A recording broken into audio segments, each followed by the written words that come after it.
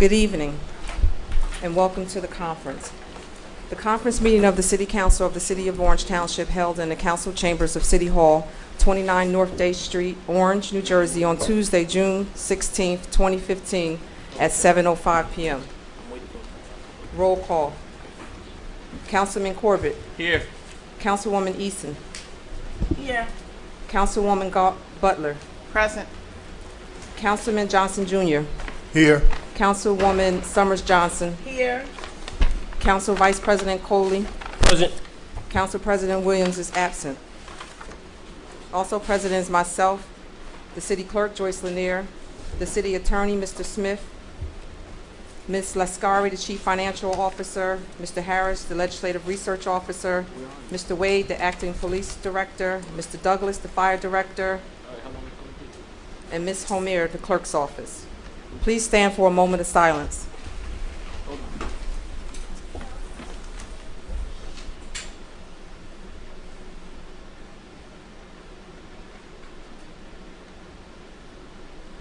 Thank you. Please be apprised, anyone wishing to discuss agenda or general items shall sign one book.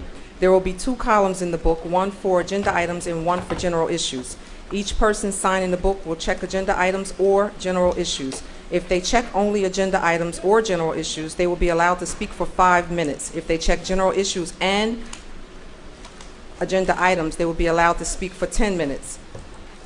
The requirements of NJSA 10:4-9 et sec Sunshine Law has been met. A notice of this meeting was sent to the Star Ledger and published in the record transcript on July 17, 2014, posted on the bulletin board in City Hall, and filed in the office of the City Clerk. First items are matters for discussion. We'll do plaque presentations. Good evening. Councilman Corbett is your person. I'm not quite ready. I'm waiting for one Okay. other participant. Okay, we'll move on. Councilwoman Eason. We're not ready? Okay. Council Vice President, Yes, sir. I'm ready. How about that? How about somebody stepping up? Council Vice President, I'd like to ask if anyone from Tony Monica's family is here. If not, we're going to do, I'm going to read his resolution to the record.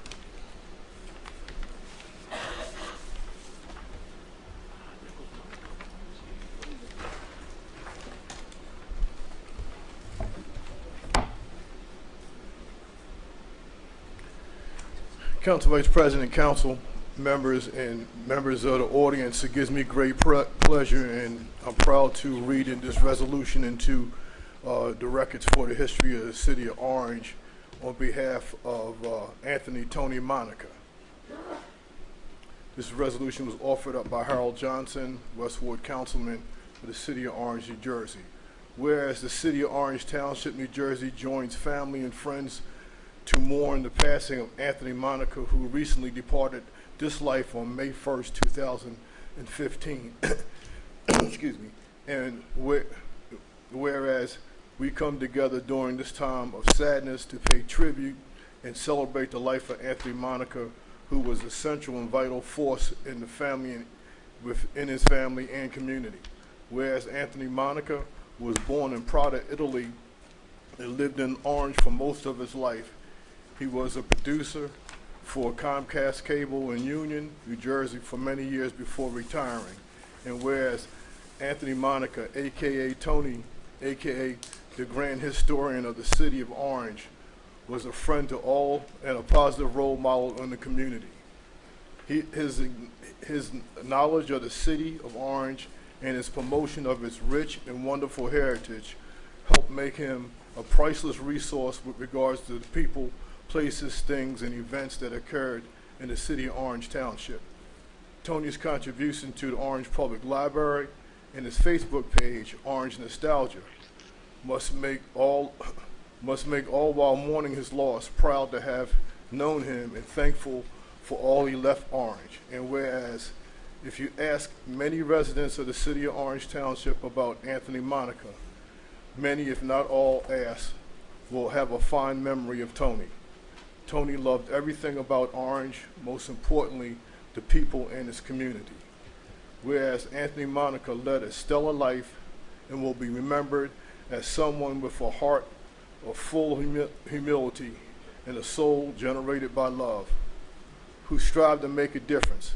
His legacy of compassion, patience, wisdom, sincerity, and love will always be a source of joy and inspiration for those fortunate to have known him. Now, therefore, be it resolved that the City Council of the City of Orange Township hereby offer their sincere condolences to the family and friends of Anthony Tony Monica. And be it further resolved that the City Council urges residents following passages of this resolution to do random acts of kindness towards others in the memory of Anthony Tony Monica. This resolution was adopted May 19, 2015. Thank you. Thank you.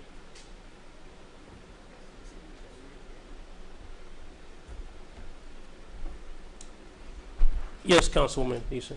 If my person does not show up, we'll move it to the July meeting. I'm sorry, say again? If my person does not show up, we'll move it to the July meeting. Okay. I'm ready. You ready? Yes, sir. Awesome. Councilman Corbett.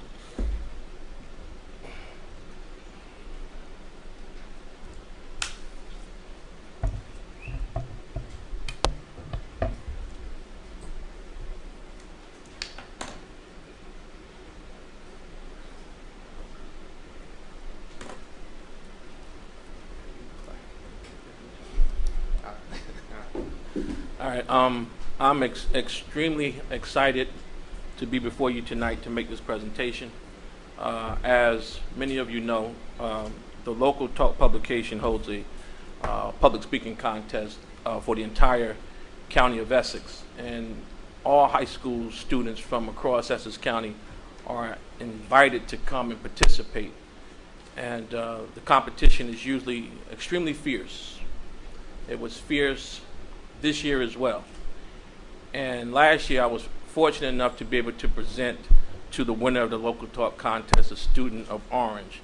And last year at the same time I was able to present the second place winner to a student of Orange. This year I'm presenting the first place winner from last year's second place contest today, who is also an Orange High School senior.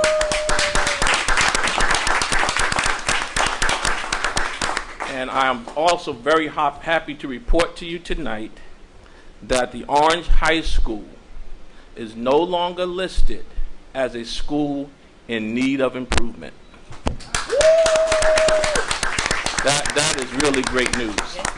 Now this year's competition, as I indicated to you, was extremely fierce. Zevindel Emmanuel was, as far as I was concerned, after the first round, I thought that he was leading the competition. And I think some of the other judges felt the same way, that he was leading in the competition. But there's another round to it. So the second round, he came out, presented the subject, was on point as he always is, but this time he did something a little different. He showed a whole lot of confidence and some swag.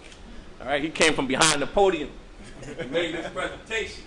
Right, and everybody really thought that that was a great thing that you did, because it showed how confident he was and how well he knew his subject matter. Didn't matter where he was standing to present. And I think that really pushed him over the edge to help him to win this thing. So I'm extremely proud of him for a number of reasons. But in particular, his pants aren't sagging. He's not hanging on the corner. He's not gangbanging. Doesn't carry a gun. Not trying to sleep with all the girls in the high school, but he is an intelligent, sharp young man on his way to NJIT.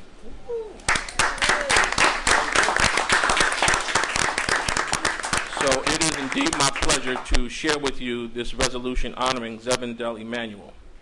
Whereas Zevindel Emmanuel is a resident of Orange, New Jersey, and is currently a senior at Orange High School, and whereas Zevindel's accomplishments during his senior year of high school has surpassed his achievements of his junior year, making his senior year a worthy successor. And whereas Zevindel achieved second place last year in the Local Talk Community Foundation High School Public Speaking Scholarship Contest and was college-bound aspiring to attend NJIT, and whereas Zevindel has added to his list of accomplishments the first place prize of the Local Talk Community Foundation's High School Public Speaking Scholarship Contest and has since been accepted into NJIT School of Computer Engineering. And whereas Zevendel has prepared himself for NJIT's rigorous workload by remaining in Orange High School AP curriculum and computer programming classes, and whereas Zevendel is the co-creator of a game available on the Android platform titled Unstable, and whereas it is the City Council's hope and desire that Zevendel's ambitions and dreams will mature in order for him to give back to his community and have invested so much in him. Now therefore be it resolved that the Council of the City of Orange Township hereby recognizes Zevendel Emmanuel for his excellence in public speaking and all education, his accomplishments and endeavors. Be it further resolved that this resolution be placed in the archives of the Orange High School to be immortalized. Adopted May 19, 2015.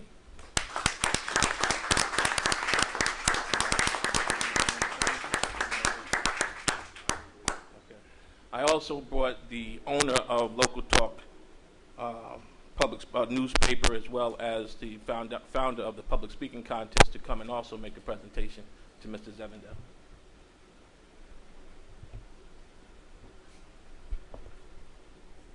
Local Talk Community Foundation, we have formed 5 years ago. This was the 5th year. He won the first place winner.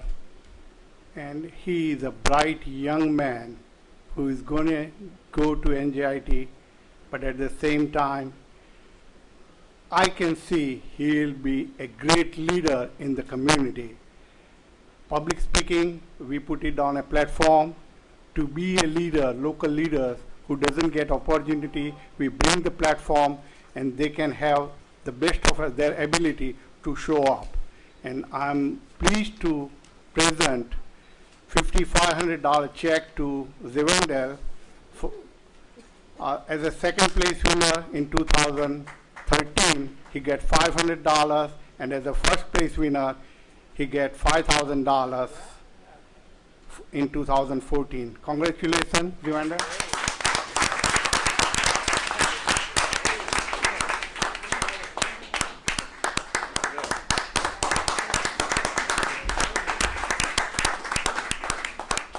I also asked the athletic director and vice principal of the Orange High School, Mr.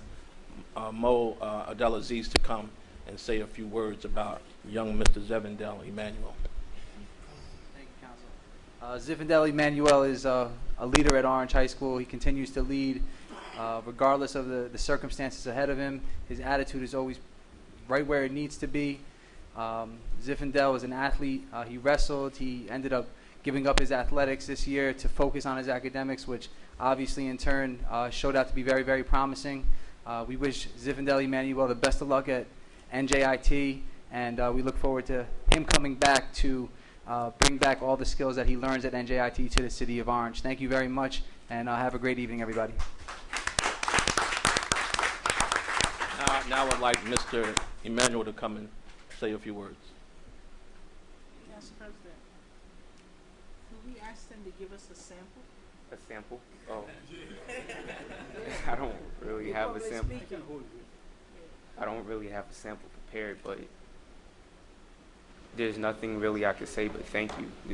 I was luckily enough to be put in a community where I have so many people behind me who just nurtured, educated, and basically raised a child. Like, it takes a village to raise a child, and today I feel like I have an army behind me. All I can really say is thank you.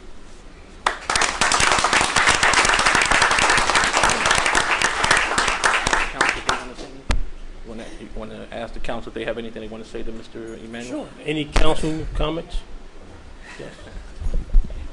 As a 1990 graduate of Orange High School, I'm very proud of you. I'm proud of your parents for believing in the Orange public school system. All that I ask is that when you graduate and in between your breaks, that you come back and you let these Orange High School students know that it is possible. And I thank you. I really do thank you from the bottom of my heart for believing in Orange. Thank you. Thank you. Council Vice President, Council Johnson. ladies before gentlemen. Councilwoman Eason. He's trying to be on your good side. I also want to congratulate the young man. Keep up the good work, but stay focused when you get to college. We also have an NJIT alumni sitting in the back. Former Councilman Lewis. Come up and meet the young man. You're an alumni of NJIT. So you probably can get some words of wisdom from him to help you as you join the NJIT family. Yeah, he's one of our former councilmen. So it shows you how far you can go. Unaccustomed as I am to public speaking, it's really good to see young people coming along to fill our shoes, and we should do everything within our powers to make sure that they have all the tools necessary and all the support that can be given in order for them to succeed. No one does it by himself, but it's part of the team. Thank you very much. Congratulations again. Thank you. Councilman Johnson. Thank you. Manuel, you said your name is? Yes. Sir, you're on your way, man. Thank You're on your way. The seeds of success is already planted in your heart, man. It's nothing but the top for you. So just take those success principles and just keep working hard, and the sky's the limit. Councilman Grant Butler, any comments? No, I didn't have any comments, but I certainly will add my congratulations to your achievement. Certainly, I think education is the foundation for anything that you want to springboard to. And as a person who is in education and I live and breathe it every day, I encourage you to continue on that path, and you will do well. So congratulations. And now to be short, don't stay focused, stay laser focused. I will. For the record, Mr. Matt, the Director of Finance, is here. I overlooked him. And Mr. Mays, the Business Administration Representative, is here, 716.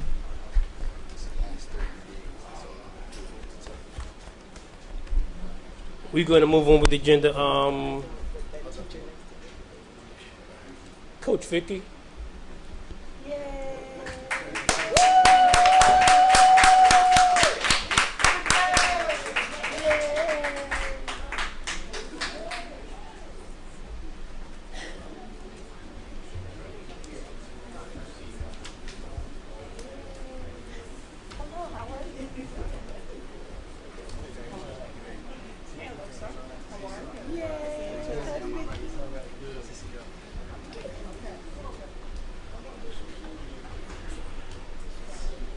Oh, you work this? You said? Oh, from Jamie. Okay, I thought you said you wanted to read. Okay. Okay. Coach Vicky. Wow, we go back about 30 years or so. Wow, long time. But be that as it may, we have a resolution here honoring Vicky Wright. Yes. It gave me great pleasure, and I'm humbled to be standing here. 30 years ago, I wouldn't have never thought that we'd be standing here in a moment like this, but we're here. Resolution celebrating the life, work, and achievements of Vicky Wright. Whereas the City of Orange Township, New Jersey, joins family and friends to celebrate the life, work, and achievements of Vicky Wright on her contributions to the people of the City of Orange Township. Whereas we come together during this time of joy, happiness, and triumph to pay tribute to and say well done for the tireless work and devotion shown to the Orange community by Vicky Wright, who has always been and remains a central and vital force in this family and community. Whereas Vicky Wright is a native and lifelong resident of Orange, born September 12, 1966, St. Barnabas, to Barbara and Vicky, to Barbara and Ralph Wright. She is a proud product of the Orange public school system, and she has attended Essex County College, where she was a strong and important contributor to the ladies basketball team. Whereas Vicky Whereas Coach Wright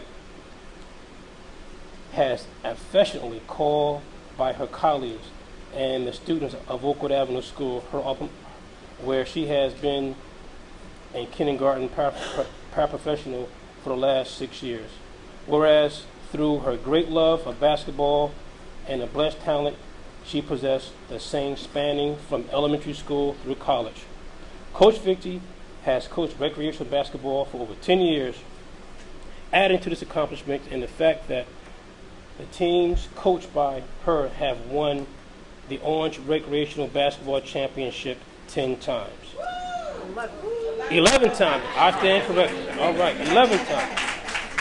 Whereas Coach Vicky has also coached AAU teams for Tri-City Corp, and through this wonderful gift, she has positively touched the lives of many young men and women who have made their own contributions to the community thanks to Coach Vicky.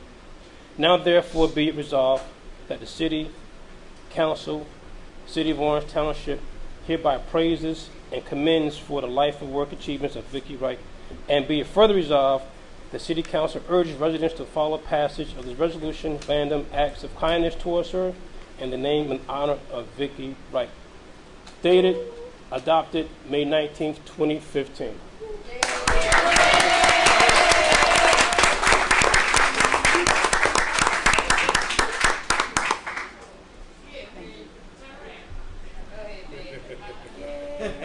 Again, Coach Wright, congratulations, and thank you for your hard work and your steadfast dedication. So crazy. My players are in the back from the past and present. Come right to the microphone. Without them, There you go. I have past and present players in the back. Without them, there's no me. Without you, there's still no me. Thank you, thank you, thank you, and thank you again.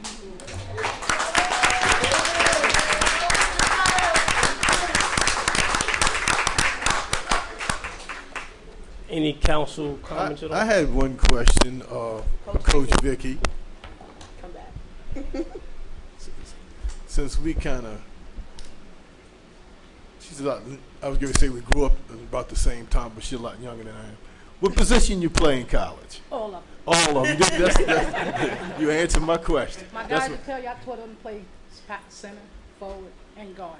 Never say I can't play this position. You always say I can, and I can't. Never say I That's a good coach there. Council Vice President, Yes, Councilwoman. may I address Coach Vicky? Absolutely. Coach Vicky, I just thank you for all you do for the youth in Orange. You've never been one to look for a paycheck. You've always given from your heart, and as a result, I think that you have molded these youth into leaders. And if we have more people in the city of Orange that are willing to give back like you, I think we would be okay. I know you grew up as a Y brat like me in the Boys Y down the street, YBA, everybody plays. And my dad is not here right now, he's home, but he told me to make sure I let you know he's very proud of you. In the speech that I wrote, I was thanking your dad, because without your dad, I wanted to quit many years.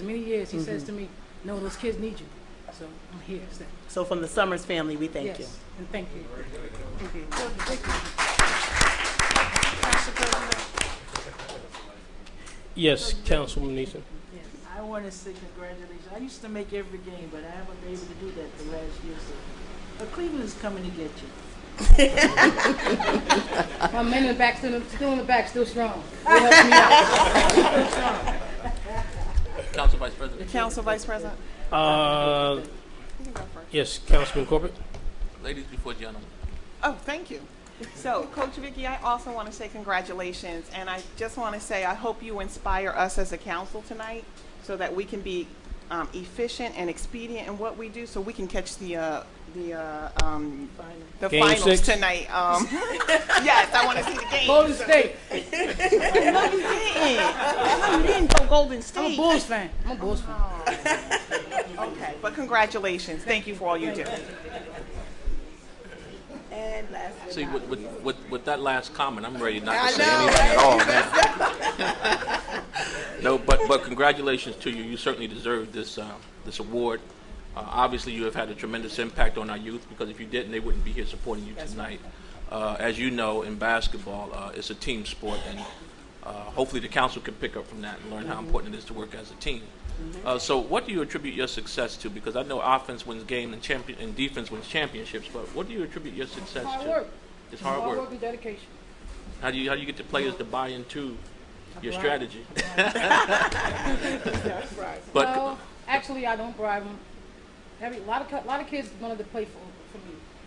When I had Booby, I had parents come from other schools saying, "Can my child play for you?"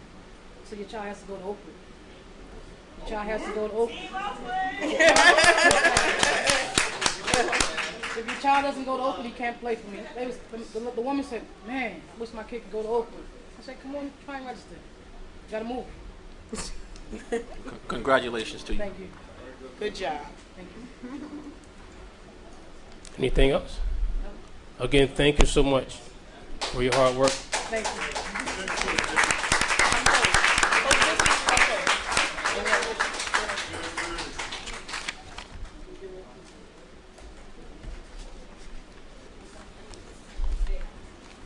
Oh, can all the parents stand? And friends, players, the whole community? Could you come stand behind her? Gotta take a quick picture. Yes, gotta take a quick picture.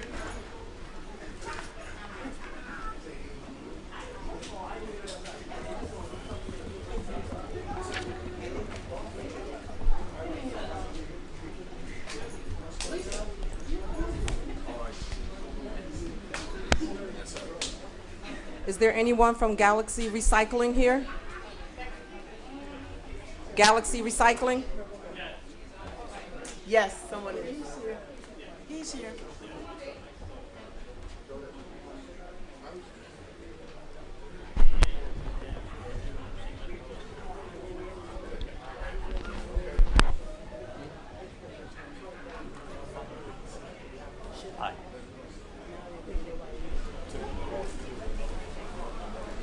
State your name for the record, please. Richard Mazziata with Galaxy Recycling, Joseph Swakowski.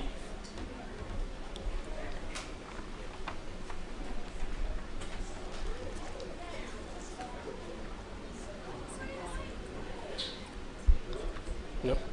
Thank you for coming. I requested for you to come. You and I spoke out in the hallway. I'm sorry, Councilman, I can't hear you. Can you hear me now? Yeah, I'm by myself. I said you and I spoke in the hallway. Hey, can you close the door a little bit? Thank you.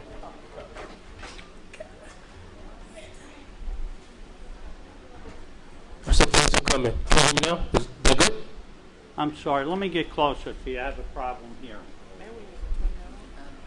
Turn that off Sit right there. for a minute. Yeah. Oh, no, you can go back to the mic because you have to speak into the mic. We're going to turn the AC off.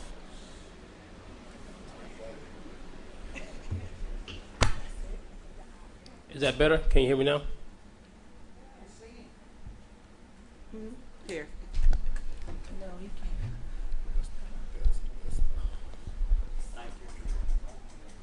Thank you. Is that better? Can you hear me now? or no? Yes, I can Okay. hear you. We requested for you to come. More because in the East Ward where I live, Right. it was a serious problem with the garbage collection. And we have numerous complaints going in stack of complaints. And we just wanted to address you to make sure that this issue could be properly resolved and that we can move in the right direction to make sure that the citizens of Orange, more particular in the East Ward, garbage collection will be done in a proper manner. You and I spoke, but I just need you to kind of explain to the governing body what you kind of explained to me in the hallway as to how this matter is going to be resolved. Right. As you know, you and I spoke prior to the meeting. I had a conference with the mayor just 2 weeks ago, and what was going on in your area was we were doing your area at the end of the route. I had spoke to Marty Mays had spoke to me about that your route was getting done too late as far as your residents were concerned. So what I did was I changed the route up now, as I explained to you earlier in the evening, what we do is we take Main Street off first, because that's got to be up by 6 o'clock. At that point, we're near 7 o'clock, and I take your section off next. And as you noticed, and you had told me, there was a complete change in your area, because there was one lifter that I had on the truck that was a little careless dumping the barrels, and I moved him out of the area, and now I have devoted workers in the whole area. And as you could see, and I think Marty will vouch for it, because I took him in my car one day and we rode your whole area, and there wasn't one barrel that wasn't right, and there was no droppings on the ground. So at this point, I come into the town at 5:30 in the morning. I meet with your gentleman, Jeff, in the morning. He signs the trucks in, he inspects the trucks, and we go on our way. Okay, like you did say, over the last week and a half, I did notice an improvement. Right.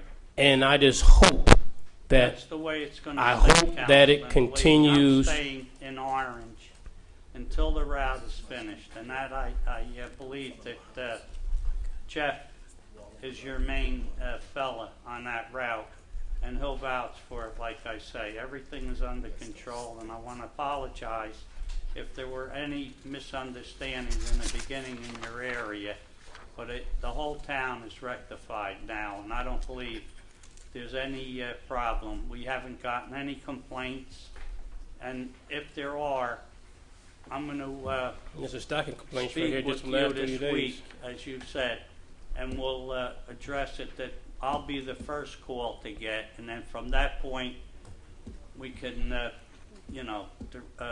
address it right there and then, without waiting. So I'm going to take it for your word, because that's all I had to give you is my word. Right, I said That this matter is going to be resolved, and we're not going to be getting no more of these stacks of complaints like this. Good. Council members, any questions or I have a question. yes? Is there any way that a supervisor could follow the trucks on That's certain right. days? I do that, Councilwoman. But you're one person for the Right, whole city. I follow the trucks, right.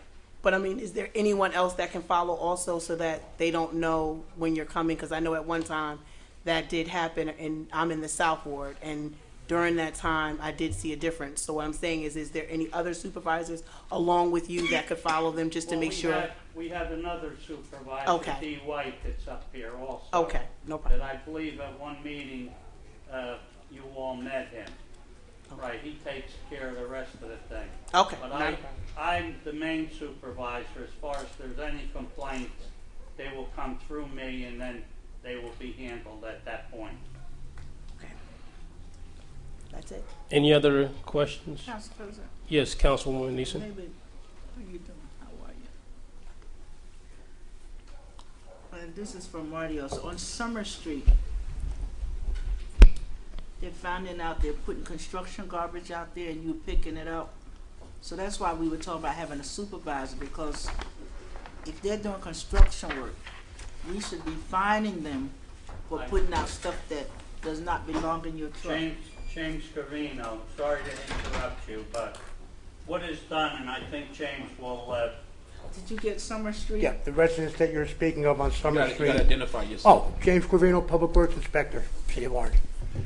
The residents that you're talking about on Summer Street, they were violated because I got there before they did and found the construction material in the garbage, as well as in a lot of other occasions. Because what the residents are saying, that they're coming in at night and dumping it, especially on bulk days. They're bringing in those trucks and they're dumping it. And I think it's the house directly in front of Merrill Court. I was going to say, it's one right by Merrill Court. I know exactly the house you're speaking of. Because matter of fact, I had them in court more than once.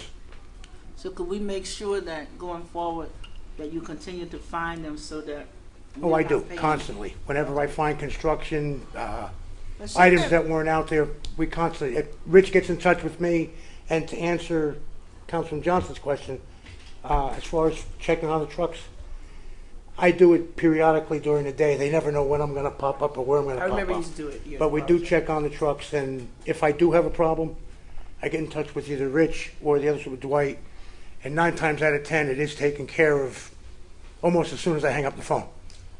Thank you. But shouldn't there be a sliding scale in the fines? Like if you catch them once, next time it's more money. It is. Time it's more That's how money? we work what you it. do? First offense with construction, first offense, depending on what it is normally $250. Second offense, it goes to $500. Third offense, $1,000, and so on and so forth. Okay. But it is a graduate. It's not the same dollar amount every time they come in. Right. You just need to make sure we keep an eye on. Oh, yeah. And as soon as we get the word that it's out there, I went out there. I'm not bashful to write. Dan can tell you that. One thing that I'd like to bring up at the meeting that's happening in the town, because I experienced it. We used to do East Orange, and we got to the bottom of it. You're saying about construction material, but what's being brought into your town is a lot of bulk. And what's happening, if you check your records and you'll see the tonnage on the bulk, you're going to see how much it has risen. Because what's happening in hard times, people are looking for extra money, so they make deals with different small demolition companies to dump the bulk in the front of their home. They get paid for it, and then you people, as the city, have to pay for us to pick up the bulk. Because we have never experienced that much bulk coming out of Orange. And all you have to do is go back to previous years and look at your records. And the bulk is you see it, the difference between the municipal waste and the bulk. It goes to two different places, and you'll see how much it has increased. Yeah, because And that's along with the construction debris. it is a lot of dumping, but I don't know if the police officers are keeping an eye out for that, because on the we just chained the fence in my lot in my ward, so they don't dump on there, but they do come through, because where there's no houses, they just go dump the bulk. Right. And another thing, a lot of mattresses. Mm-hmm. And another thing that maybe you should stretch is the fact when they bring a mattress in, not only they bring a mattress in, but they bring bed bugs in. And we experienced it with our lifters. A couple of our lifters we had to send for medical care because of that. What should happen with mattresses is they're supposed to be put in plastic bags when they're put out, rather than just put them out. But the thing is, they're not coming from your residence. They're coming from out of town. And they're being dumped in your town, and that's what's happening. It's creating a problem. I've also seen a lot of tires being dumped, especially in my area. Yeah.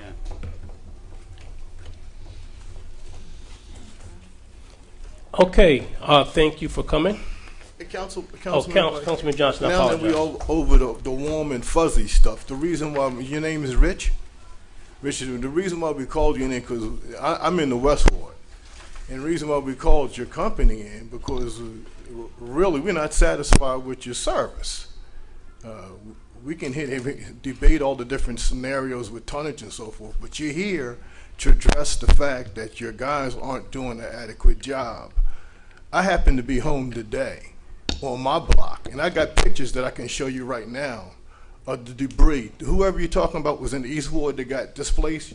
You must have put him in the West Ward today, because I literally got photograph of sanitation water and everything dumped right in front of my house that I had to go out there with ammonia and water and sweep it down and sweep up the garbage that the guys were slinging from the cans. What So, street was that? I live on Fuller Terrace. I've also made calls to Marty Mays and to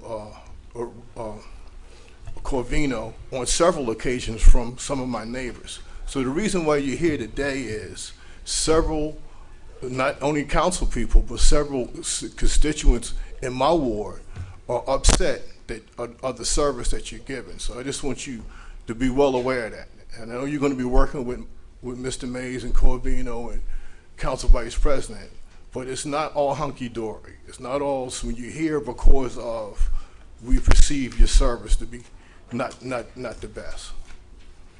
Tomorrow, Jimmy, you show me where that is, and tomorrow I want to go there. Yeah, not a problem. It's cleaned up. I cleaned it up. I was home today doing my lawn. It was just in Can you speak into the mic, please? Can you speak into the mic? It was just in the one in the front of your home?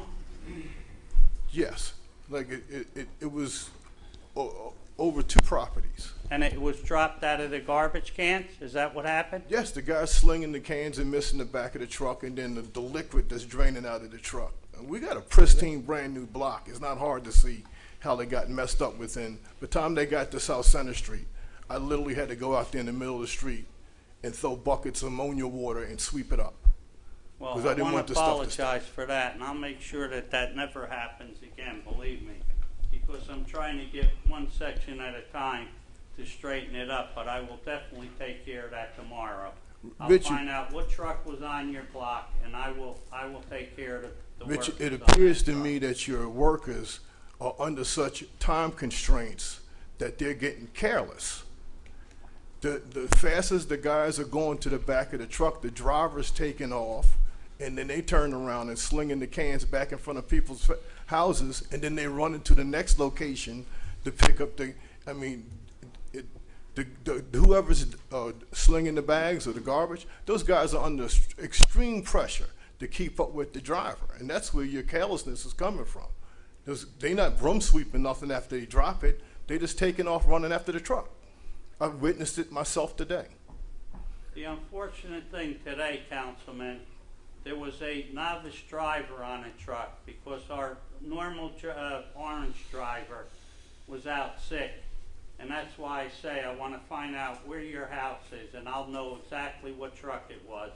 And I'm sure it was, if you say the truck was traveling too fast, that's what the problem was. Because we normally don't have that. We have steady drivers that are up here every day. I don't change the drivers or lifters on a truck, so they know the route and they know the system. I'm finished, Council Vice President. Any other questions, comments? One, Council President, also based on what Councilman Johnson said, I think you guys was talking about them not emptying the can. They're not shaking the cans and making sure they're empty. They're getting half of the garbage and whatever don't fall down when they shake it the first time, they just put it back on the sidewalk or the yard. So they gotta make sure the cans are empty before they put them back. All right? I'll trust that. All right, thank you. Thank you. So maybe in 90 days, we'll call you back for a follow-up just to see how things are going? Yeah. Okay. Council Vice President. Yes, The Councilman. only thing I want you to do is to make sure that these guys, when they empty the cans, don't throw them on anywhere. Because they do that entirely too often.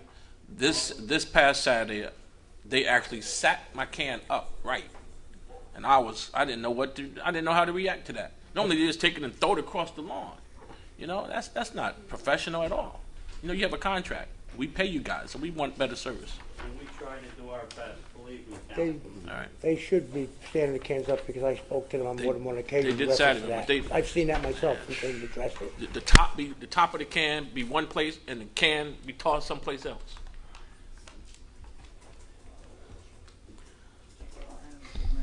So we'll call you back. We'll call you back maybe in 90 days for a follow-up just to see how things are going. And then we'll talk Monday, We'll talk. Just call me. okay? Thank you. Thanks for coming. Thank Council. you. I appreciate it. Just have Marty let me know when he's coming back so that I leave that night open. Yeah. I would too. We have another presentation, representatives from St. Michael's Hospital.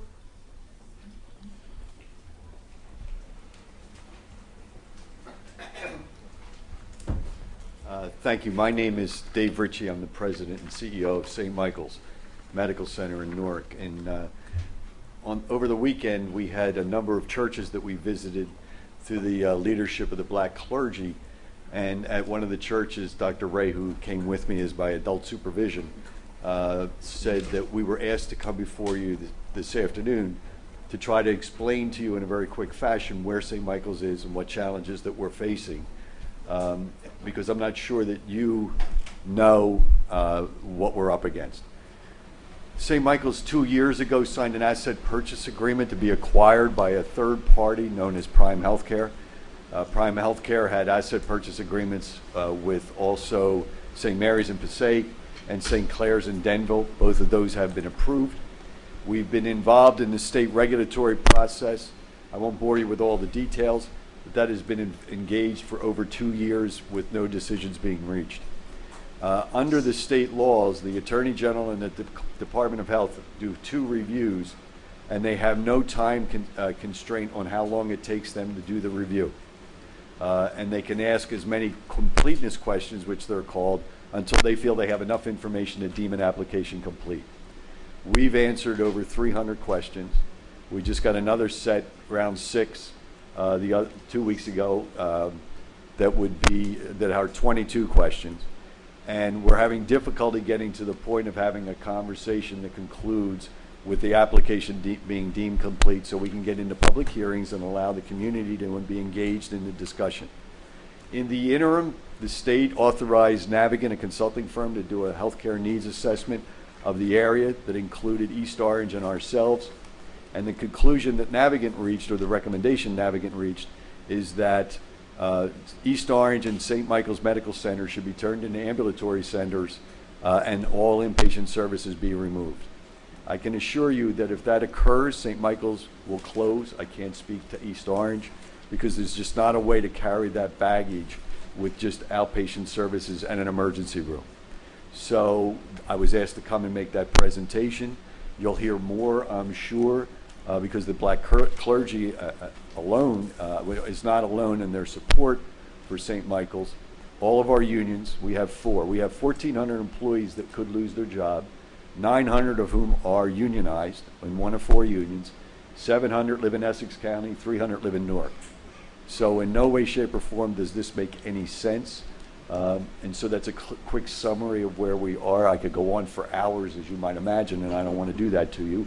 I want to heed the councilwoman's advice to get done quickly so that she can go watch the game. I'm all in favor of that. I'll be happy to entertain any questions. I feel honored that you would even ask me to come. And I'm happy to come back at any time if you want more information or an update on where we are in this process. Any questions, Council President? Yes, Councilwoman. I guess my question is, how can we help you? That's a great question. What we've done, what we've been able to do so far in several areas, City Council of Newark passed a unanimous resolution in support of St. Michael's and the transaction with Prime. The City Council of Harrison did the same thing. The Essex County Freeholders also passed a resolution in support of St. Michael's remaining open. We take all of that information and we ship it to the state for their knowledge that there's more here than just what a consultant can do in his office. And so you also know Navigant never met with any of the community. They only met with the hospitals, some other providers, and they came up with their recommendations that this was the most appropriate step to take. So if there's anything that you could do as a council itself, council body, is to support a resolution in support of St. Michael's Medical Center and the transaction with Prime, and encourage the state to take action quickly. You can just imagine what it's like to walk the hallways and see employees, some of whom have been there 40 years, and don't know if they're going to have a job in 6 months or a year. Council President, through you to our attorney, can you get a copy of the Newark resolution? I mean, we can model it and have one ready for the next meeting, for the next county meeting in July. Also, sir, are they would St. Michael's closed in East Orange General? We will have one hospital for all of Essex County. That would be UMD, right? That's part of the Navigant report also. They talked about the construction of a addition to University Hospital, and that ultimately Beth Israel would also be converted into a ambulatory center. So in the end, if that were to occur, the only provider of service in Essex County would be Barnabas, because they now manage University Hospital. They have a consulting arrangement with the University Hospital. And the only inpatient acute care hospital in the city would be University. And I had to drive to East Orange one night for a Mayor of Newark's town hall meeting. It took me 45 minutes to go from the hospital in the Central Ward to the East Ward, which is just on the other side of Penn Station. So I feel bad for the community. They won't have choice. Anyone who takes public transportation is going to be in real jeopardy about being able to get to services. Their families will be as well. It's a plan that makes absolutely no sense.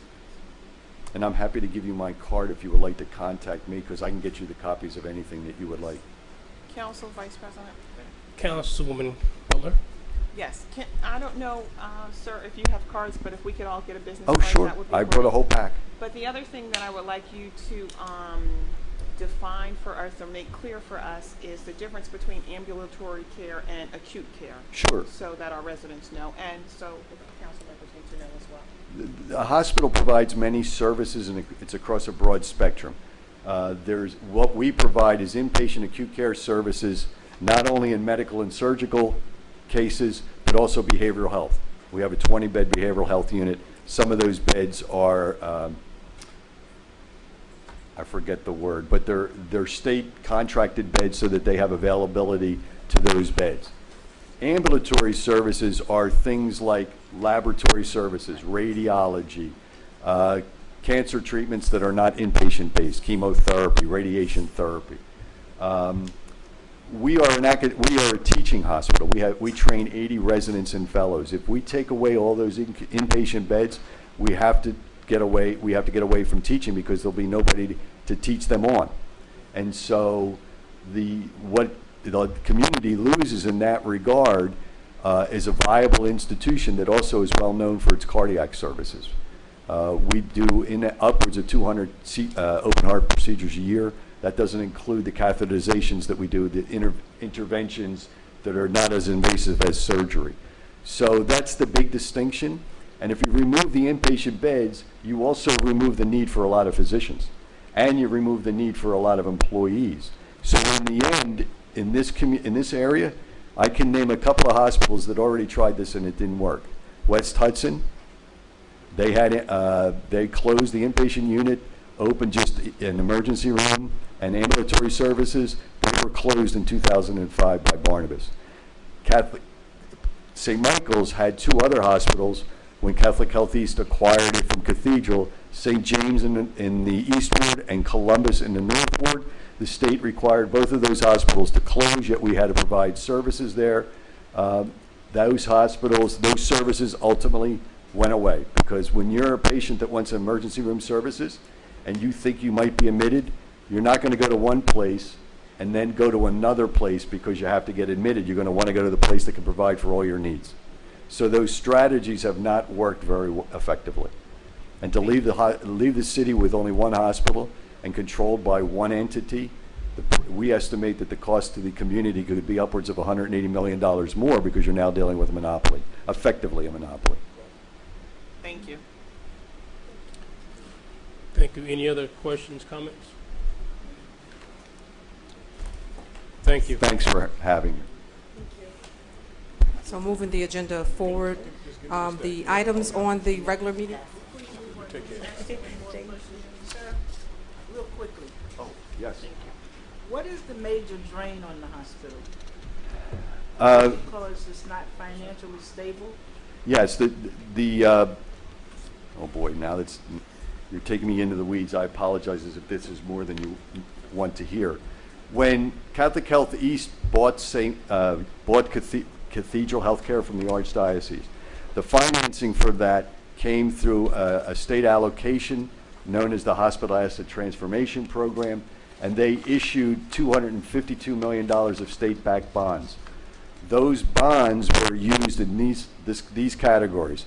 $120 million of it went to refinance the debt of the former Cathedral hospitals. So the ones that closed, we have the burden of their debts on our back. We have used $80 million for construction and infrastructure and technology, and the state has used $50 million to provide us what they call debt forgiveness. So in total, that $252 million carries with it $16 million in debt service payments a year. In other words, that's our mortgage. And so that's a hefty nut to have to carry. And as you might imagine, the patient mix that we have, the payer mix that we have, is we're probably 80% Medicare, Medicaid, and now a lot more Medicaid managed care, because the state has seen an increase in Medicaid sign-ups under the Accountable Care Act, and they have cut charity care payments. We're going to get cut $11 million this year. So we don't have a regional strategy, which means we don't have a strategy that connects to other hospitals in the region. If with Prime we have St. Clair's, they have 2 facilities, and St. Mary's and Passaic, and ourselves. That's the only way you can get leverage with insurance companies to negotiate better payment rates. You don't negotiate with the state or the federal government. It's here's your rate. But they're the drivers, the real drivers around the challenges we face. Thank you. For the record, Council President Williams arrived at 8 p.m.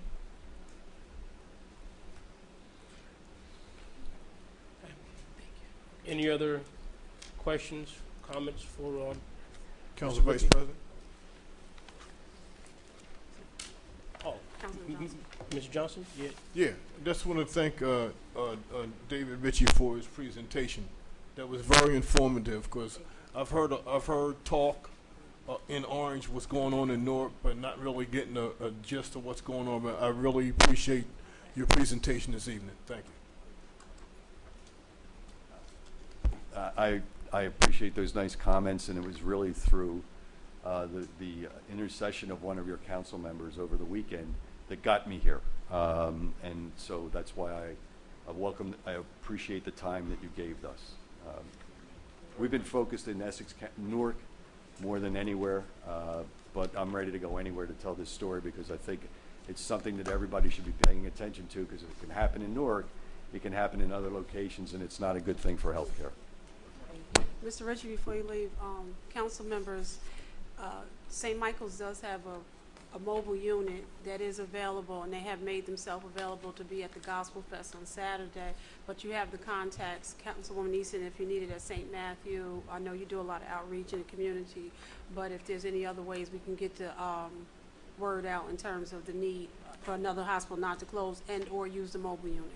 Yeah, we have a Winnebago-size vehicle that we can bring services, screenings and other things to the community. Thank you very much. And thank you for your help.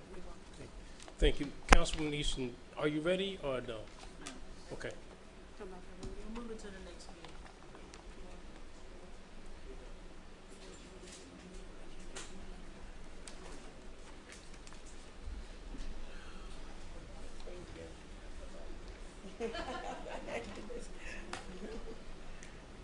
Moving the agenda. Are there any items that the council members would like to discuss with the resolutions and or ordinances? Yes, Council President. Councilman Corbett? Resolution 168-2015. Yes, sir. A resolution making application to the local finance board pursuant to NJSA. You can see the rest. I'm trying to understand what is the purpose of this. What is the city trying to accomplish? I have read through it thoroughly, and I read it a couple of times, but it's still not. I'm not able to wrap my little mind around what the administration is trying to accomplish with the surplus waiver. This resolution is at the advice of the budget consultant. It's kind of just to be ready in the event that we.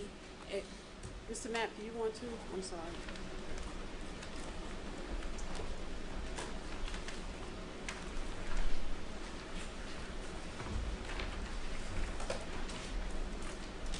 I'm Adrian Mapp, the Director of Finance. The reason this resolution is on the agenda is to seek the permission of the local finance board for a surplus waiver. And the reason that is necessary is because of the various amendments that were made to the budget. We now have an issue with the cap. And so in order to deal with that, we want to go down, we want to file an application tomorrow with the local finance board to get a waiver on the surplus so that we could deal with the issue that we have in terms of the cap. Isn't the surplus generally used in the budget to offset whatever gap might be in the budget? Normally, you anticipate the cash surplus that you have in the budget. The budget process is well on its way with the introduction a couple months ago, and because of the situation that we now find ourselves in as a result of the various amendments, we are a significant amount over the cap, and the options we have two options. One is to find areas to cut, and that is a significant challenge. And the second option is to seek the approval of the local financial board to have this exception on the surplus so that we could then anticipate an additional amount into the budget and it would fix the problem. Can you share how much over the cap you are currently with the amendments to the budget? A little under $600,000. And exactly how much money of the surplus are you planning on using, the $600,000? That is correct. Councilman Corbett talking to the mic. I'm sorry, can you tell us generally exactly a total of the surplus? I don't recall the balance that's left in surplus right now, but I can tell you that the problem that we have is $585,000 in change. So I'm just rounding that up to 600,000. And that has been brought on. We identify a few areas that mainly contributed to that issue. It's the hiring of firefighters, it's the payment of the unemployment that dates back several years, and it's also the health benefit challenge that we have, an increase of roughly $650,000 in health benefit costs, about $500,000 for the hiring of firefighters, and I think roughly $300,000 for unemployment insurance. So the bottom line is, as far as the taxpayers are concerned, if the finance board to give you approval on this, you will also be saving taxpayers dollars. That is correct. If we don't get approval and we can't find $600,000 to cut, which is going to be a challenge, then the increase in the amount to be raised by taxes over last year would be roughly 4% as opposed to 2%. Thank you, Council President. Thank you. Council members, are there any other questions? Yeah, Council President, I have. On the same item? Yeah, on the same item. I'm hearing that cuts are an option, but yet still cuts aren't an option, because you keep talking about getting approval or the waiver but not really hard saying, you know what, we need to take a look at this budget and make some more cuts. Is that true? Cuts is off the table? I didn't say that. Mr. Mayor, it's purely up to the council.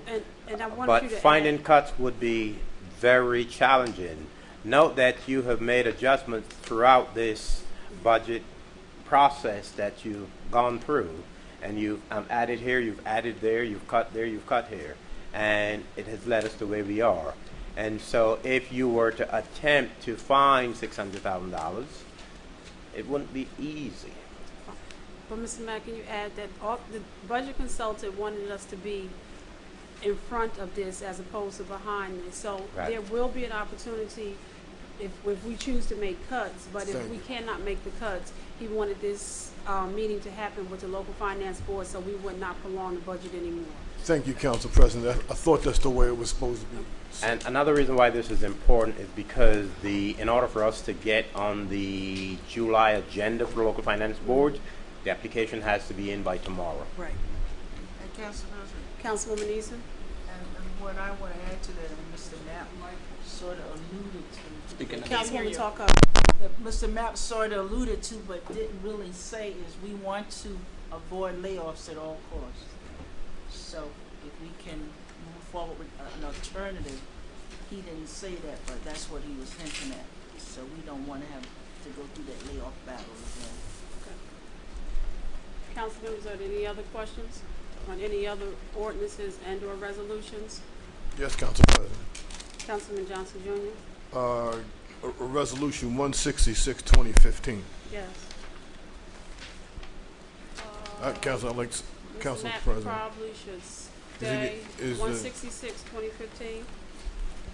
A resolution authorizing to waive interest for property taxes, water charges, and sewer charges from July 1st to 2015 to July 31st. Your question? Yes, is this introduced from the recommendation of Carl Smith, the tax collector? Who's coming up with this?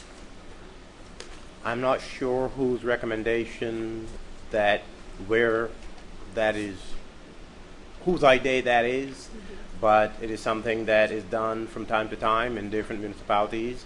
And if the governing body deems it necessary to waive the interest, I'll have to take a look at the resolution because I don't have it in front of me. Could you give him a copy, Councilman Yeah. Coley?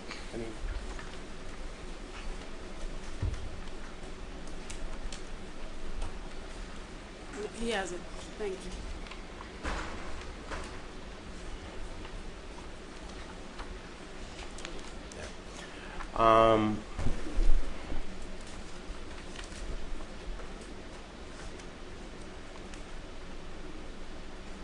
Well, this is basically simple.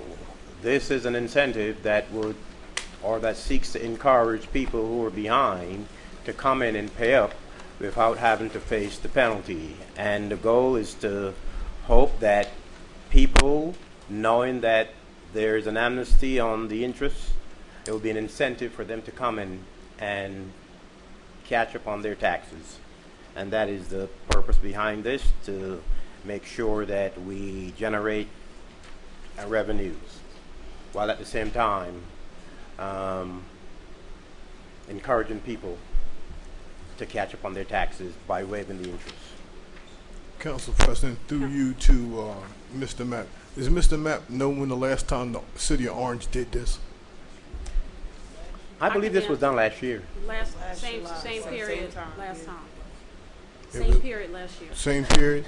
Third quarter Yes. of last year? Yes. It is not an uncommon thing.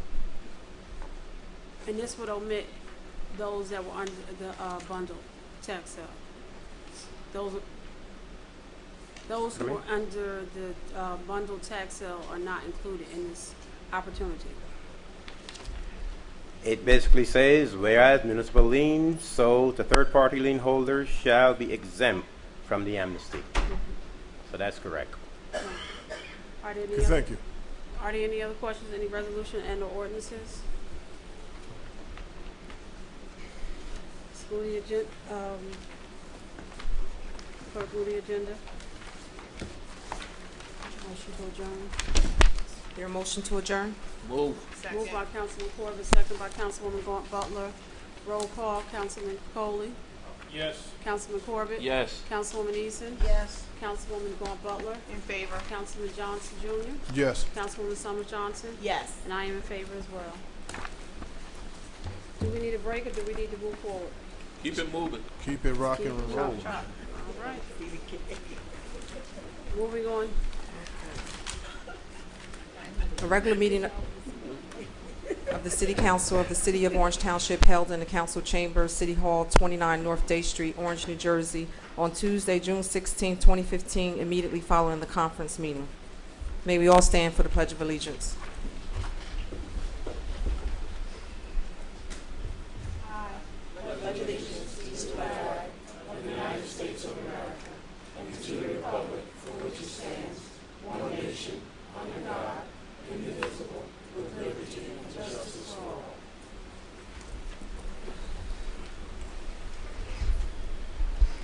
Roll call. Councilman Coley, Present.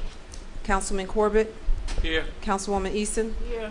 Councilwoman Gaunt Butler, Present. Councilman Johnson Jr., Here. Councilwoman Summers Johnson, Present. Council President Williams. Present.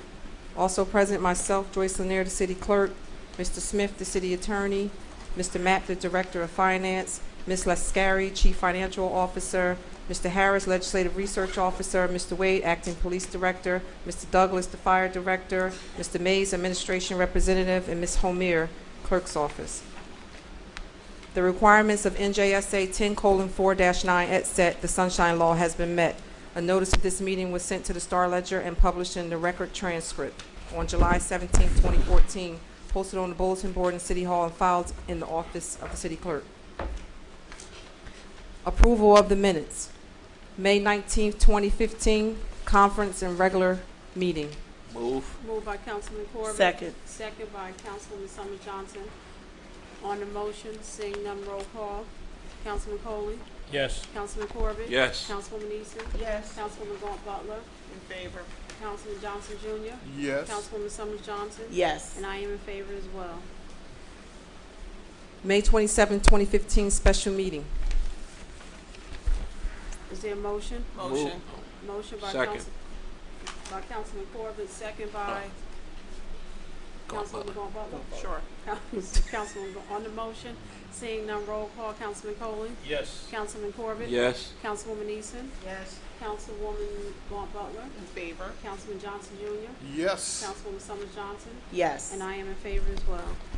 Minutes from the June 3rd conference and regular meeting. Honorable Summers Johnson was not present, so she cannot vote. Is there a motion to adopt? Move. Oh, wow. Moved by Councilwoman Galt Butler, because I was looking her way. Everybody said it at one time. Second. Second by Councilman Johnson Jr. On the motion? On the motion. I was not here on June 3rd. Okay, so we need to. He was not here, so I can't, You can't offer a we motion. can't offer the motion. Well, it shows me present. Yeah, so, yeah, I just wanted to amend it.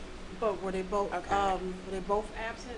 Were you absent on the third? I was absent the one after. Here's what we, I'm Yeah, I gonna was do, absent. I'm gonna do a motion to table.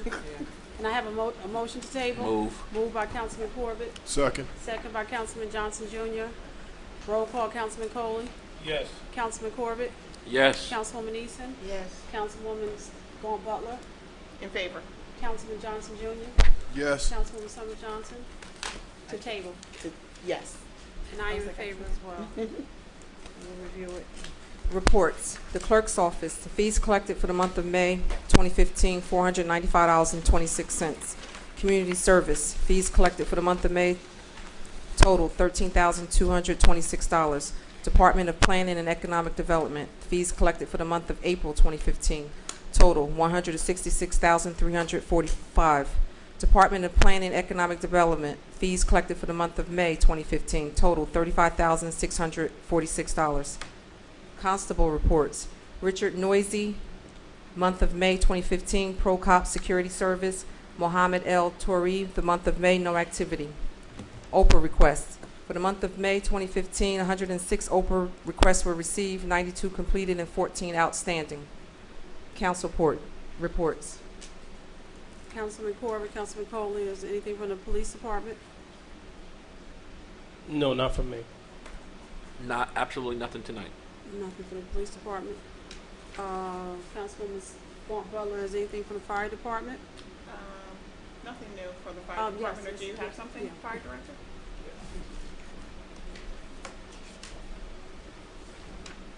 Kenneth Douglas, Fire Director. Can you- Good evening, Council. Can you talk louder because of the air conditioning? Kenneth Douglas, Fire Director. Good evening, Council. Good evening. I can't hear you.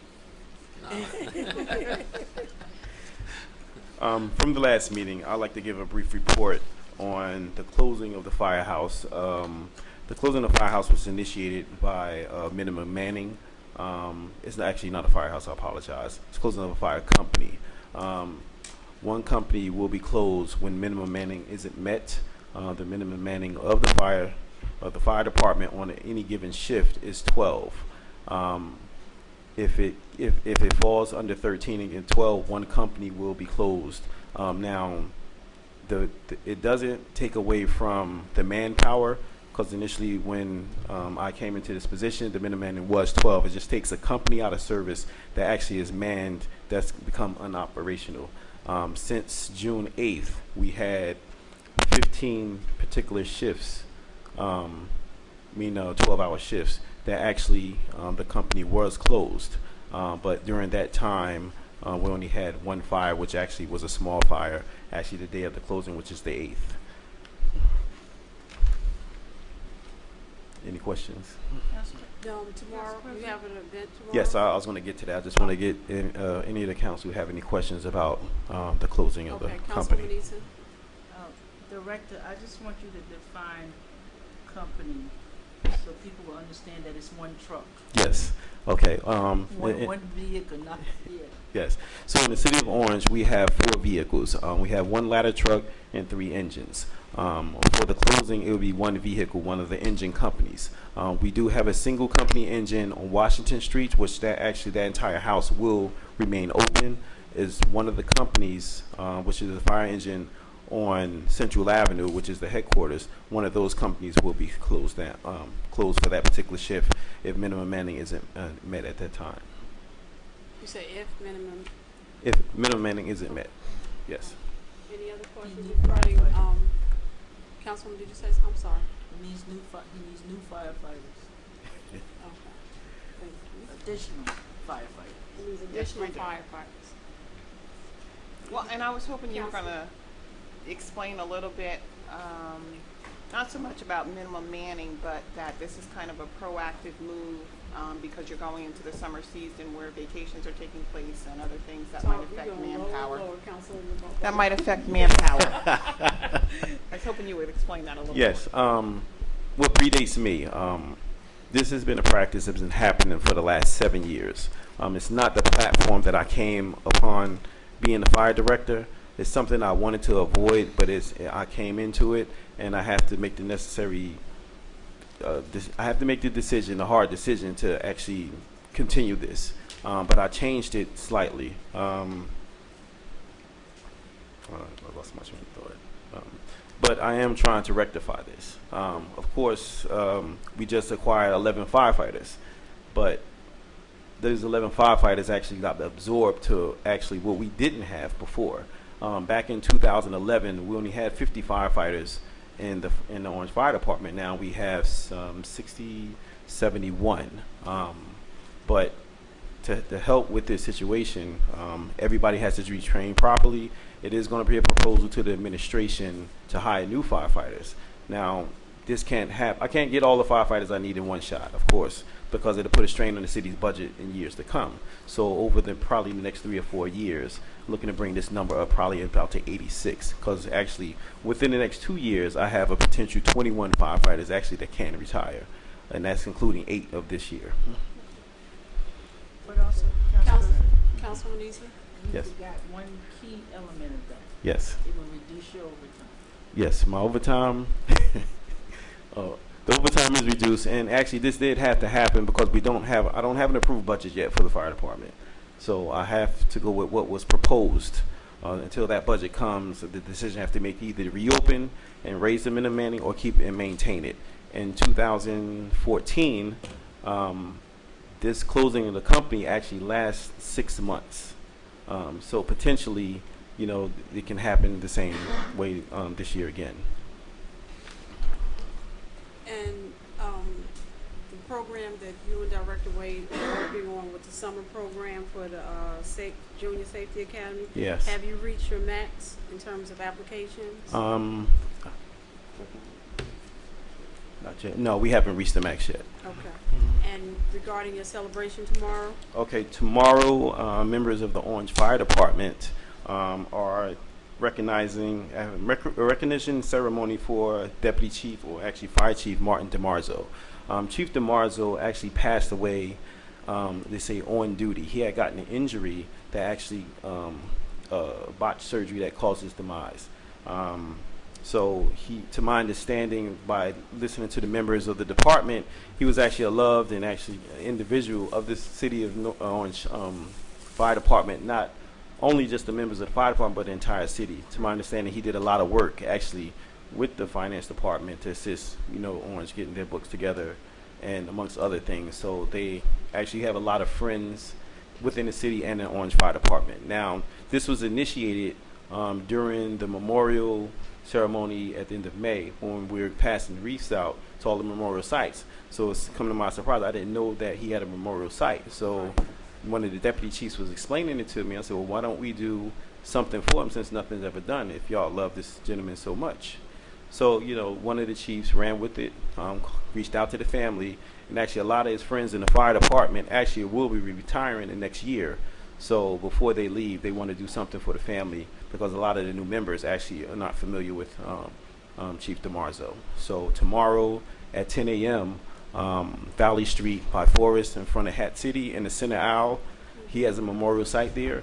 So that there will we have a memorial ceremony with his family there, persons from the county, some of the surrounding fire departments, and all members of the fire department. We encourage all members of the City of Orange Township and the council, could you please join us in this ceremony?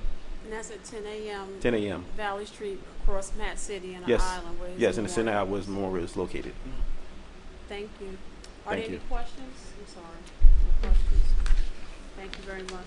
Thank you. Yes, Council President, I just have a couple of comments regarding the firefighters, I guess not getting their contractual raises. Yes. What are you doing to try and get the administration to rectify the problem? Actually, Local 10 just recently received their raises last pay period. Their contractual raises and their longevity increases. Okay. So that's local. So would that bring every personnel in the fire department? No, Local 210, the officers, Mhm. theirs is still being worked on. Mhm. So it's my hopes that it'll be the next paycheck. And what's the status of the SAFER grant that you applied for? The SAFER grant range, we'll know something between June 1st and September 30th. So we have that 4-month window to see if we're actually awarded that particular grant. Okay. Thank you. Thank you. Councilwoman Easton, Planning Department. No update, we just approved another renovation at 134. You gotta talk. I'm sorry. You gotta talk. I'm sorry. That's okay. I'm pattering after somebody else that I used to get on all the time. 134 High Street is going to be renovated. That's what we're working on right now. And we're in the process of getting a tree removed on High Street. So there are some. And White Castles is going to be until Hopefully September they will fall. September. And right, Mr. Mays? And Taco Bell is supposed to start. Taco Bell is in the process of filing for their demolition permits at this point. Has White Castle filed for theirs? I'm not sure on White Castle. I know Taco Bell has because you asked me to go back and look at that at the last meeting, so I did. So that is moving. The Taco Bell, as well as you asked me also about I believe the name is the Jeffersons over here. Near them. Southern Cafe. Right. So What about Jefferson's? I know they're done with everything from my department. I don't know when they're going to open. I got to reach out to that owner. Okay. And Councilwoman Easton, ABC. ABC, our next meeting is June the 25th, which you'll be doing the licenses and bringing the tavern owners in for some housekeeping issues and some of the things that we want to see going forward. And we're having a real challenge with one of our taverns in the North Ward, which is Castaways. But we are working on it. You're having a challenge. A challenge, okay. But the police department has been very involved, and they were out there this weekend, and they had a good weekend. Okay. So we hope that momentum is kept up, right, Director?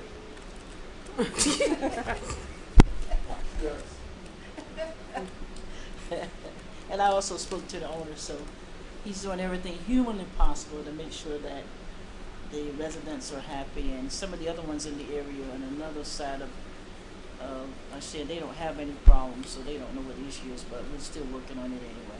Okay, thank you. Director Mays, Public Works Committee. I don't have anything reported at this time. Okay.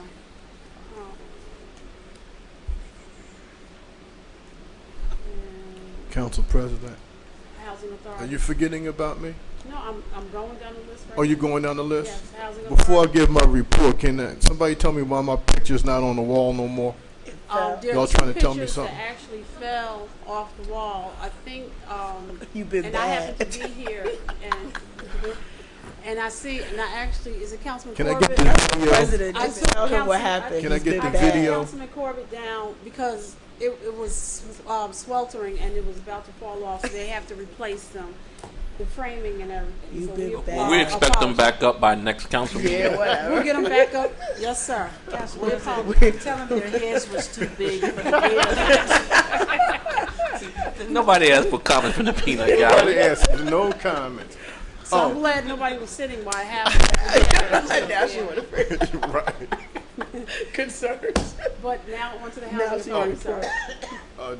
Orange Housing Authority is having their monthly meeting this Thursday. I plan on attending. It's the 18th. I plan on being in attendance so we can have some update and report for next council meeting. And the Finance Committee's the budget's still a work in progress. We got to deal with it. Okay.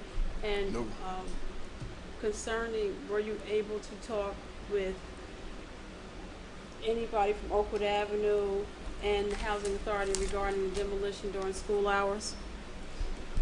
No. Yes, I was able to talk to Walter McNeil, and he promised me that he would make sure that the work be done at a minimum Okay.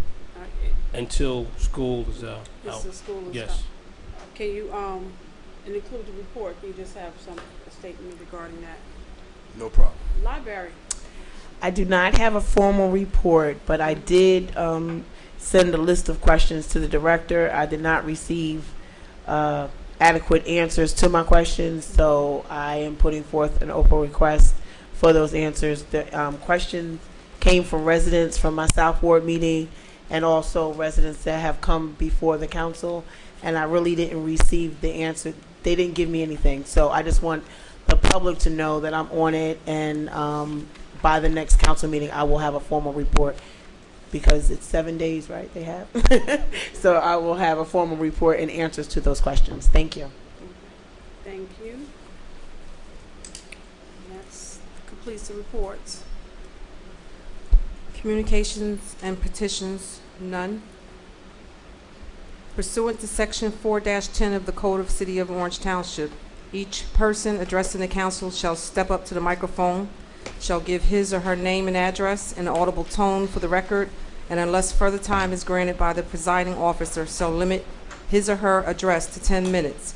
The public is expected to conduct themselves in a proper manner. Any derogatory, abusive, or threatening statements will not be permitted. The chair will immediately rule such conduct out of order and terminate any further comments. Thank you.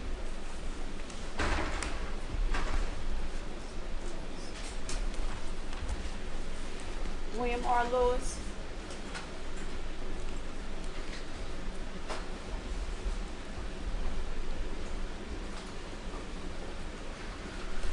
Council President, members of the Orange City Council, my name is William R. Lewis, 688 Mosswood Avenue. And at the last meeting, while you're in executive session, we had quite an interesting discussion across the hall there. And one of the things they brought forth to me is that there's a gap in knowledge that people have about what happened and how do we get to where we are. And so I'm trying to close that gap to some extent, give you some information that you can draw on. And since my career was spent in the Bell system, I'll start with that. Essentially, the Bell system consisted of Bell Labs and telephone company, and Western Electric as the manufacturing arm. And the Bell system, if you read a book in that time, back in the 60s, you're seeing that there was the foremost R&D organization in the world, creating something like 10 patents a day. And that's where I spent my career, working next to people and managing people in that area. And these are some of the brightest people you ever want to meet.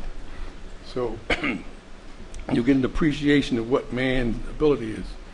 In addition, reading the Ledger one day, I saw an article in there. NASA was having a seminar up at the Morris County Museum. So I took my son up there. The place was packed. We were the only blacks in the whole daggone place. And we were treated very regally. In fact, they got overbearing. I said, no, I ate enough carrots and pretzels, you know, fine, thank you. But the fact is that the question comes up, where are the rest of the people who got the same newspaper? So even though we have the same opportunities, some people take advantage of them, and some people don't. But there were some other things too, but I didn't want to get into a whole thing, but I wanted to deal with those things that are pertinent to you at this moment. Ordinance 37-2015, one of the questions that the council needs to ask is where it makes mention of a tax exemption. Where is it? Where's the package? Numbers. On ordinance 38, on the noise ordinance, how do you enforce and measure this and cost and its cost in dollars? That's a gap. On the amnesty waiver of 166, that was addressed to some extent. Resolution 168, application to the local finance board, and that was, you're right to question that. And the thing is, I didn't like what I heard. I never had a budget consultant tell me on the council what I should do. Okay. Furthermore, the budget is in your hands now.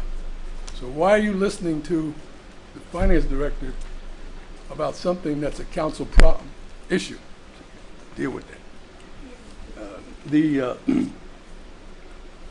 Let's see. Oh yeah, on the bill list, Resolution 169. There's an item in there, $8,980 be paid to Valley Arts. What's that all about? I thought that was an outside endeavor. How are we involved in that?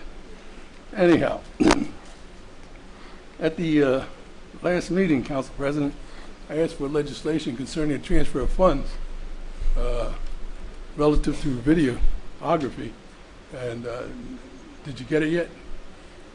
No, I will address that, but it was done in the budget hearing. The money was transferred. I'll address it during response.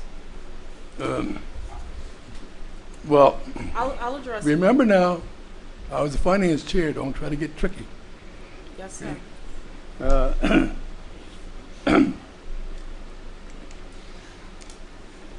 You know, taxes. That's germane because what we're talking about with respect to the budget and taxes and everything else.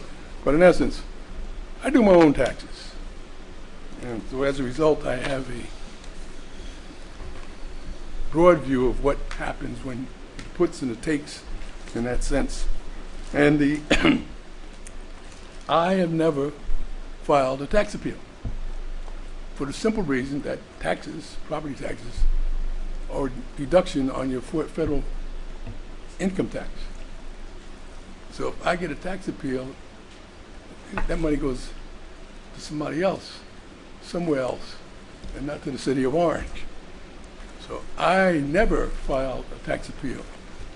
And I would say that, you know, any elected official who's looking at that, you better take heed that you're not doing a big deal. You know, and on one hand you're saying, I love the city and I love to finance your endeavors, but I'm filing a tax appeal. Mr. Lord, it's a no-go. Just speak louder because you're going low. Okay. I know, that's because okay, I'm winding down. Okay. Okay. But anyway, so that's what I give you. And again, I go back to comments that I made some time ago, wherein I said, if people are coming up to this mic and asking questions, or rather when you go through the agenda, resolutions and ordinances, that you should have your questions, you should anticipate the questions that come from the public. And if there are more questions that come after that, then it means that you were missed somewhere, and you need to find out why you missed it, and make sure you don't do it again. Thank you very much. Thank you, sir. Ike Jenkins.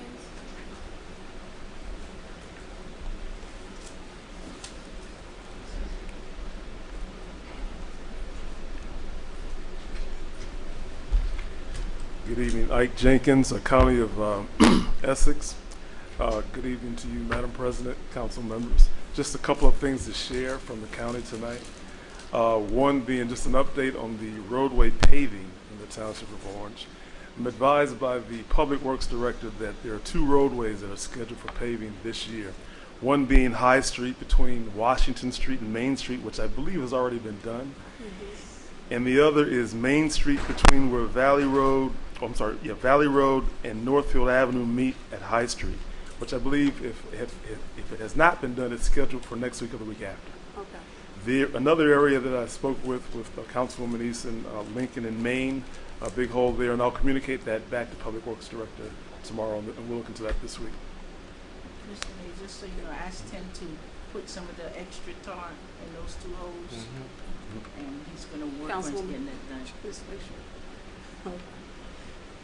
So council was just informing that she got the county to pave all Main Street. No, just no, just I tried. an area down by Lincoln Avenue. Yeah, we'll look into that. I'll talk with CNG tomorrow. We'll look into that this week. The other issue that I wanted to just bring forth was the Essex County Free Concert Series is being offered again in the various park venues across the county, beginning with the New Jersey Symphony Orchestra in Branch Park on the 26th and closing out with Mike Griot's Essex County South Mountain International Blues Festival at the South Mountain Complex on September 13th. Scheduled for Orange Park this year is the Gospel Festival this Saturday, June 20th from 12 to 5. Live show with Grady Stone on July 14th beginning at 7 p.m. Caribbean Festival on August 8th from 11 to 8. The Old School Music Festival on August 15th from 11 to 8, and then the Latino Festival on August 16th from 10 to 8. There are flyers that I've handed out for the council for your review, and there are extra sets outside the council chambers. All right.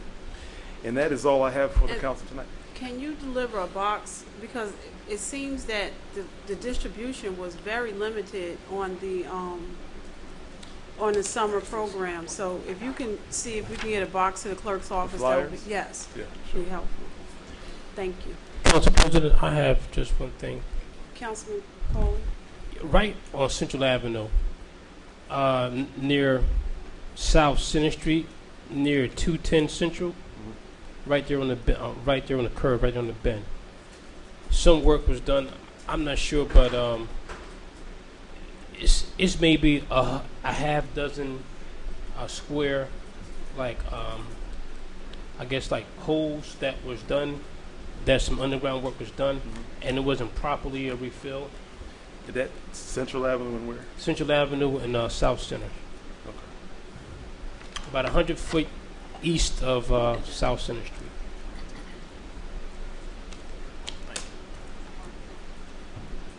I'll look into that. Okay.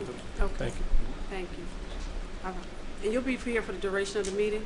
I will not. I will be Okay. here for the council reports, I believe, or the... You'll be here through council comments? Yes. Okay. Yes. All right. Council President? Yeah, after we have all the people come up, and then he'll be here through council comments. Can I ask him a question or after? Not after, during council comments. Don't go nowhere. He said he's saying, like, don't go nowhere. I'll stay. Okay. All right. Thank you. Thank you. Mr. Feld, Jeffrey Feld.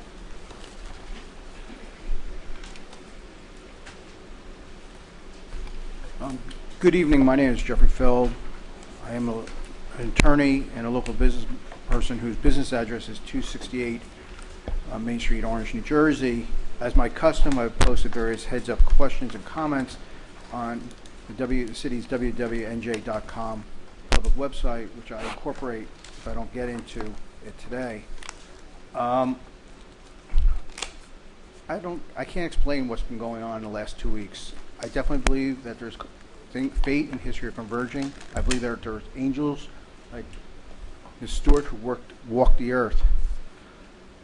On June 8th, Judge Kennedy, who heard the FEL 2, FEL 3, FEL 4 case, together with Judges Ashrafi and Fuentes, who heard the FEL 6 and 8 appeal, issued a published opinion regarding statutory interpretation.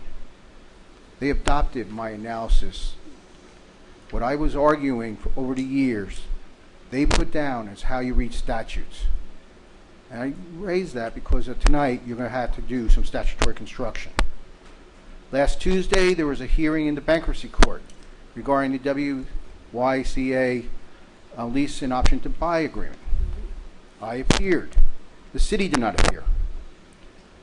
The bankruptcy court, it was Judge Winfield who was retiring that week, and I haven't seen her in 8 years, and she says, the only time you show up, Mr. Feld, is when I have bad cases.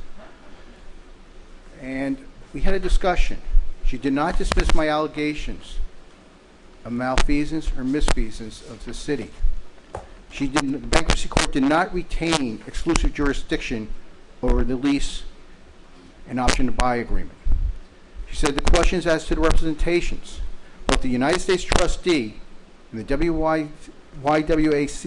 YWCA's Chapter 11 trustees both stated on the record that they lacked expertise in municipal law. I'm just being I'm just giving a factual representation. Mr. Fell, I'm not I'm being, my attorney, the city attorney is stopping me, so let me just hear what he has to say. No, I have the bench. Last time this happened, I got thrown out. I got escorted by 3 police officers. Fell, I'm not, just pause for a second so that the attorney can advise accordingly. You will not lose any time. I'm just giving you a factual representation. There's no... Mr. Fell, Mr. Fell, you started at 8:44. It is now 8:47. Why does it, I'm the only one, when I give my presentations, I'm interrupted? I'm giving a factual presentation. Mr. Fell, you are prolonging the process. Please allow the attorney. He didn't have the courtesy to show up in court. Mr. I can't. He's going to let him speak. So you want him to continue? Yes, okay. All right. Continue, Mr. Fell. The bottom line is, United States Bankruptcy Court, United States trustee, and the Chapter 11 trustee all claim they lack expertise as to municipal law, and they are deferring to the state court to find out regarding the validity and legality of the agreement. And there will probably be litigation about that. Yesterday, this is where I talk about angels, and I can't explain anything. I received a phone call from a major law firm of the state saying that they're now going to be representing the outside budget consultant in an effort now to vacate the default that was entered against them, because I had filed a motion to enter a proof hearing regarding events that occurred in last year's budget, where the budget was rescinded and the cap was adopted after the fact. But it now seems like there'll be a motion, will be consent, that there'll be a lot of depositions coming in the next next 2 to 3 months. I think a lot of people are going to be deposed, and we're going to find under oath and penalty of perjury what's occurred in the last few days. Yesterday, my law school classmate, Justice Patterson, issued an opinion from the state Supreme Court about conflicts of interest regarding municipal governments. You all need to read it, because I think it impacts some of the arguments I've been making in the appellate division. And one thing is, I think the city might have a duty to report the impact of that opinion on the legal position is taken in various cases. We'll find out about that. Also, yesterday I met the county surrogate. We had a little discussion about Orange. Met the former mayor of Newark. Jack Kelly, of all people, I met in a restaurant, and we talked about Orange. And I met Mr. Herlinsky. The one thing we haven't discussed tonight is, what's the status of the bulk tax lien sale? Was a deposit ever made? Because at the last meeting, there was a representation that as of that day, which was 7 days the way I counted, we had not received payment. Does anyone know if the purchaser ever made the payment? As to Oprah compliance, today documents were given to me. It is outrageous that this city council approved the payment for $65,000 pursuant to a settlement agreement that no one in City Hall can find pursuant to Oprah. That's outrageous. It's also outrageous that the last meeting, Assistant City Attorney Abram White gave a legal opinion about a resolution about the tying into WYACA. I made an Oprah request saying, may I see the resolution that he was relying on? No response. They don't know what I'm talking about. So we got an assistant city attorney rendering opinions, and he doesn't, when you ask where's the resolution relied upon, the lights go off, the microphone goes dead.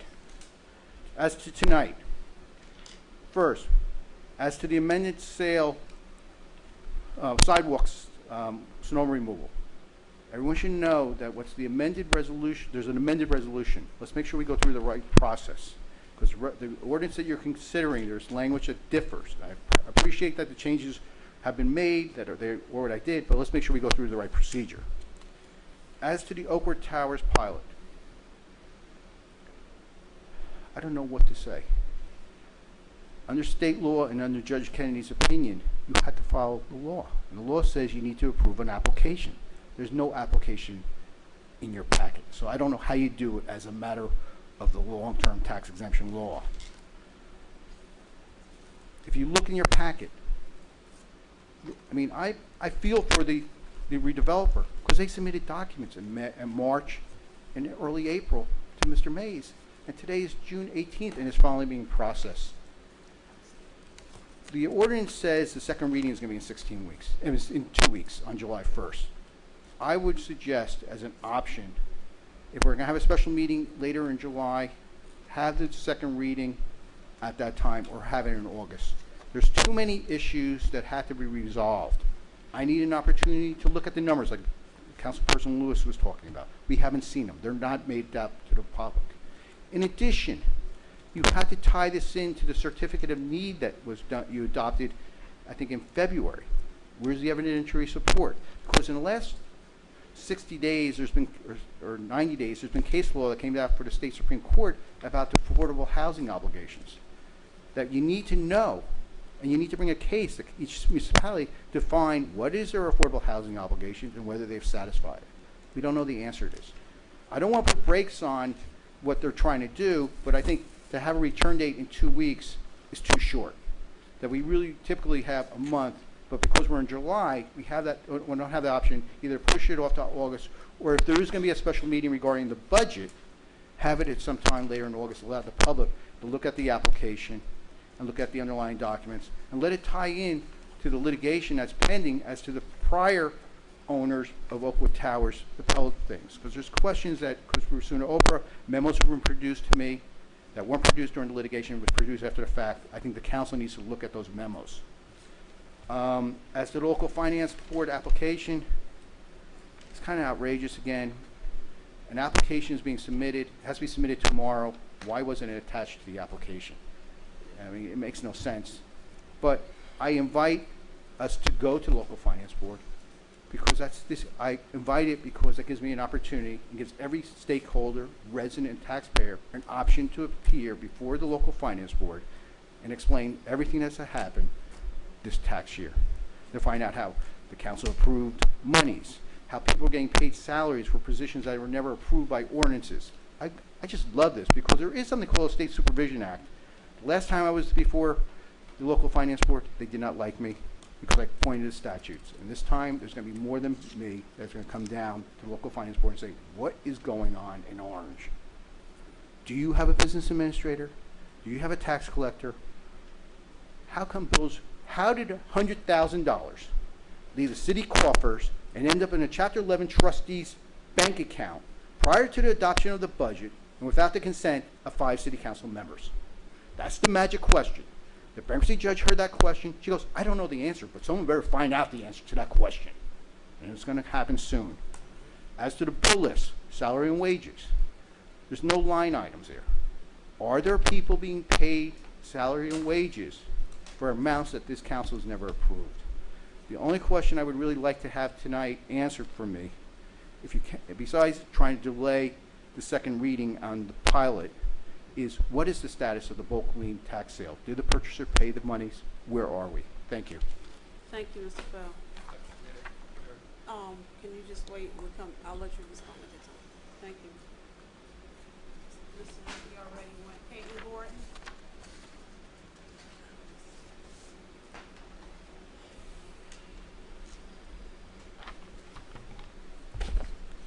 Good evening, Kathleen Gordon, 211 Park Place.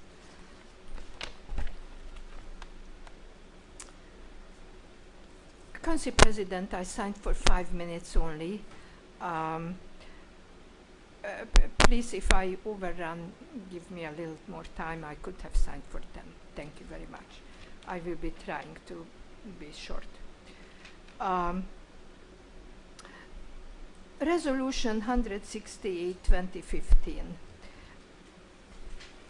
I, like Councilman Corbett, try to get my head around that formulation. I also read not only the title, but that little explanation that was given, and I find that it was absolutely too little. And I would like to request that in the future, give as much information that one without being a lawyer and wants to spend hours researching it, gets a sense what that resolution is at least about. Also, that resolution claims that this money that we would be allowed to use under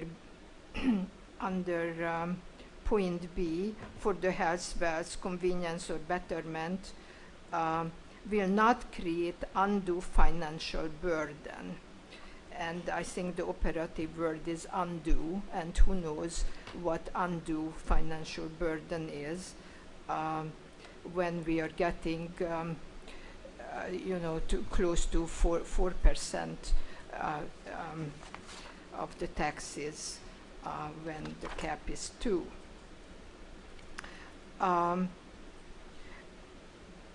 Regarding Resolution 37/2015, this is, if I'm not mistaken, this is the introduction of the ordinance, but I would like to, the obligations meeting affordable housing applications have been met. Whether they have been met, I would like to remind everybody here that last time our planner, Mr. Meisel, was speaking here. He told us that the city has more than met its affordable housing obligations already.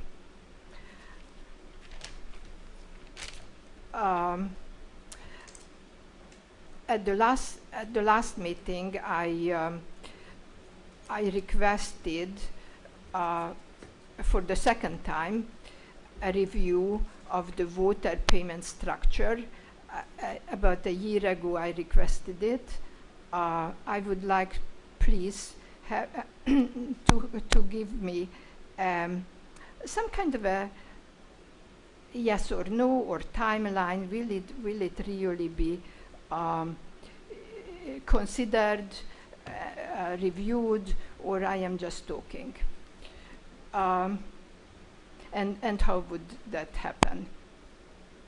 I also spoke about the voter quality information pamphlet that was out last week, and last 2 weeks ago, and I was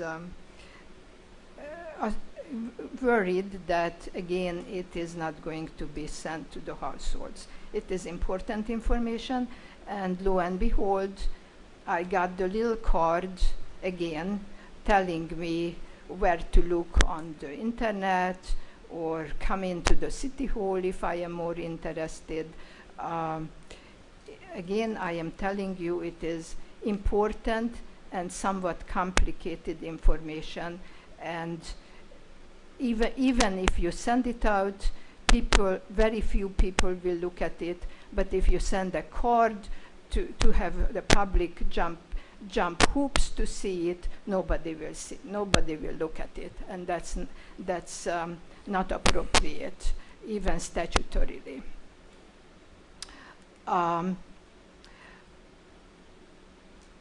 And also last time I brought up the question about the Board of Ed membership. The voters requested that the members be elected instead of selected. And you responded that it is the case and the council will look at it, but it hasn't, and I again would like to have a little more concrete information how and when it is planned to happen. And that's all. I think I made the 5 minutes. Thank you.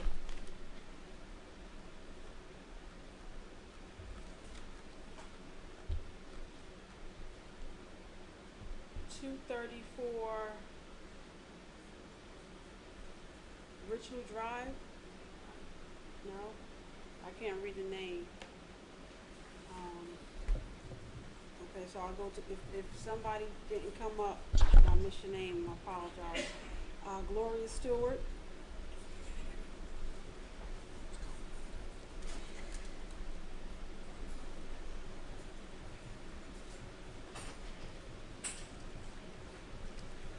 Good evening. Gloria Stewart, resident of Orange. I would first just like to start off on a positive note and to thank whoever was responsible for recognizing Vicki this afternoon. I missed it, but she was one of my kindergartners, a very special young lady. So I just wanted to thank you on that. And to sort of go back a little bit or rewind from the last meeting, I had the opportunity, to, as I said, to invite members of the board to Hayward Avenue School. But in terms of the response, I know that people work, so do I. And the purpose was, if you could come, come.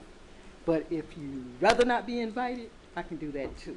But I like to make you aware of that. And the second part of that piece is, I had noted East Orange Police sort of manning the borders of Orange.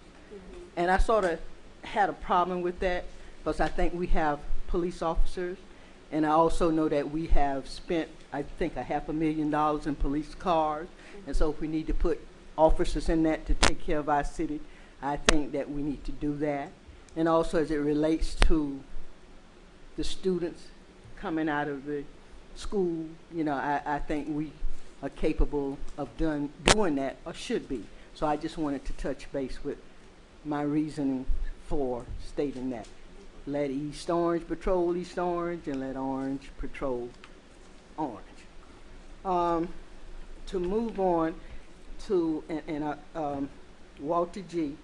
and Mr. Councilman Johnson's report, and I think Councilman Coley sort of touched base on that. Minimal, to me, what is minimal? Distractions or the noise. What does that mean, minimal? So what's minimal to us might not be minimal to them. They still could move forward. And having been involved, being a part of Oakwood when they did construction before, as I stated, it was a lot of noise, it was a lot of soot. And so I'm just saying we need to take those things into consideration. I want to also go to Council, I get it, Summers Johnson. I understand you had your meeting. My intent was to come, even though I don't live in on that side of town. But you know, I'm sure that you know, it was a job well done. But one of the things I was concerned about, and I don't know how far it went, was the crossing guard at Hayward Avenue School. And I'm kind of feeling good, assured that you will take care of that and get us a crossing guard in front of Oakwood. I mean Hayward Avenue School. Oakwood, I say, because that's... I know. All right. But I'm hoping that you can do that. And then as it relates to the library, I hope that you move forward with in getting the answers from the people you expect them from regarding our library. And the monies that were set aside, how you still didn't get it. They have to do matching funding to keep it moving? Those are my questions. Okay, all right. I would also like to touch base on the fire department. And it was stated, I think Director DiMaggio, I knew him and everything that was said, you know, I can attest, you know, from a resident, he was caring. And so I'm just going to put this little piece out. I know that money is important and it's not as much as we should have, but the facade that's around the fire station, you know, so much work and effort had been put in the fire station, I think even before he passed. If we can sort of do that on the top, I think part of it had fallen down, and this is just food for thought. And if you can sort of take care of that or see that it's done, and also in his memory, if you're going to start, sort of finish it. I want to, let's see if I can go on to, one of my main issues is our financial, I guess, director, Mr. Mapp, and I'm going to say it. And I'm saying, we say conflict, and I'm trying to connect the dots. And you know, when you connect enough dots or connect all the dots, a picture is formed. And in my mind, which is, it doesn't match with some of, you know, the council people or even other people, but in my mind, there's a conflict, because I've been connecting dots. And if you have a person that's a mayor in another city, that's our financial director, I have a problem with that. Is it in our best interest? And then some other things, you know, like are happening, and I'm wondering and asking, we have a resource legislative person here, if there's anything he can do, because I'm figuring that's his job. When in doubt, you can get some answers. And I just see, like, you know, something else, and especially if, and I'm going to go to the mayor. He should be here. You know, we voted for him to be here, whether he says something or not. And I know you can't answer for him. He should be present, you know, even if to ward off some of the concerns are answered. And the other thing is, when are we, and no offense to Marty, when are we going to get a BA? And I guess my thing with that is, and this is to the legislative person, how long can we go on with our government functioning, you know, without a BA? And I know you got legal terms, and I always believe that the law is only as good as the person who makes it, or who represents that law. So you can put a law on the book and you can get a person that's really good, you can turn it inside out or whatever, but we need to find out some legitimate reasons, and I'm just putting this out. We need to know about that. Why don't we have a BA? I've been coming to this council a long time, and for the most part, we always had a BA. I mean, I can understand if it's a temporary position, you know, until you get somebody. You're going to tell me we don't have anybody that's capable of taking that position? That's just food for thought. Then, in that same vein, communication. We had TV. What's with that? And I'm asking because in your budget, I know early on you had someone that you were paying for that. I don't know if he was a manager or not. Is he still getting paid for that? I'd like to know. And if he is, how do you justify that payment? You know, and I know you have someone out here. It's different when you go to you. And I know that's the way of trying to satisfy, you know, your resident. But if you have someone that just puts it on YouTube, it's not the same. And just like you were saying, I think it was mentioned about being able to let people know what's going on. If you had that channel 35, your residents would know what's going on. No, all they have to do is turn it on and flip it on channel 35 or whatever, you know, is needed. So don't tell me in 2015 we don't have technology for that. So that's something that we need to do if the administration wants to be transparent, and they just ought to be transparent. And I wanted to leave that with you. And one more thing I think is the leasing of the Y. Initially, as I said, when I heard that, I thought it was a purchase. Then it sort of dwindled down to becoming a lease with the option of. So I'd like to know the status of that, meaning if it's going to take place or is that just talk. And on tomorrow, kindergartners at Hayward are supposed to go to the zoo, Turtleback Zoo, which is up in what I guess used to be part of our property, or so to speak. And I was curious, and I might be off out of the lane a little bit, but if we go, and they always telling us that you can get a discount, does that apply to that kind of a visit for our class to go to Turtleback Zoo? You know, you just Orange residents come on up and, you know, you get a discount or whatever. And I always say, give me the money. Don't give me a discount. So, you know, since it's going the way it is, does it mean that the school can get a discount when we attend the Turtleback Zoo on tomorrow? I'd like to know the answer to that. And I think that's sort of in, okay, and I'll wait on your answers. Okay, thank you. Is there Victor?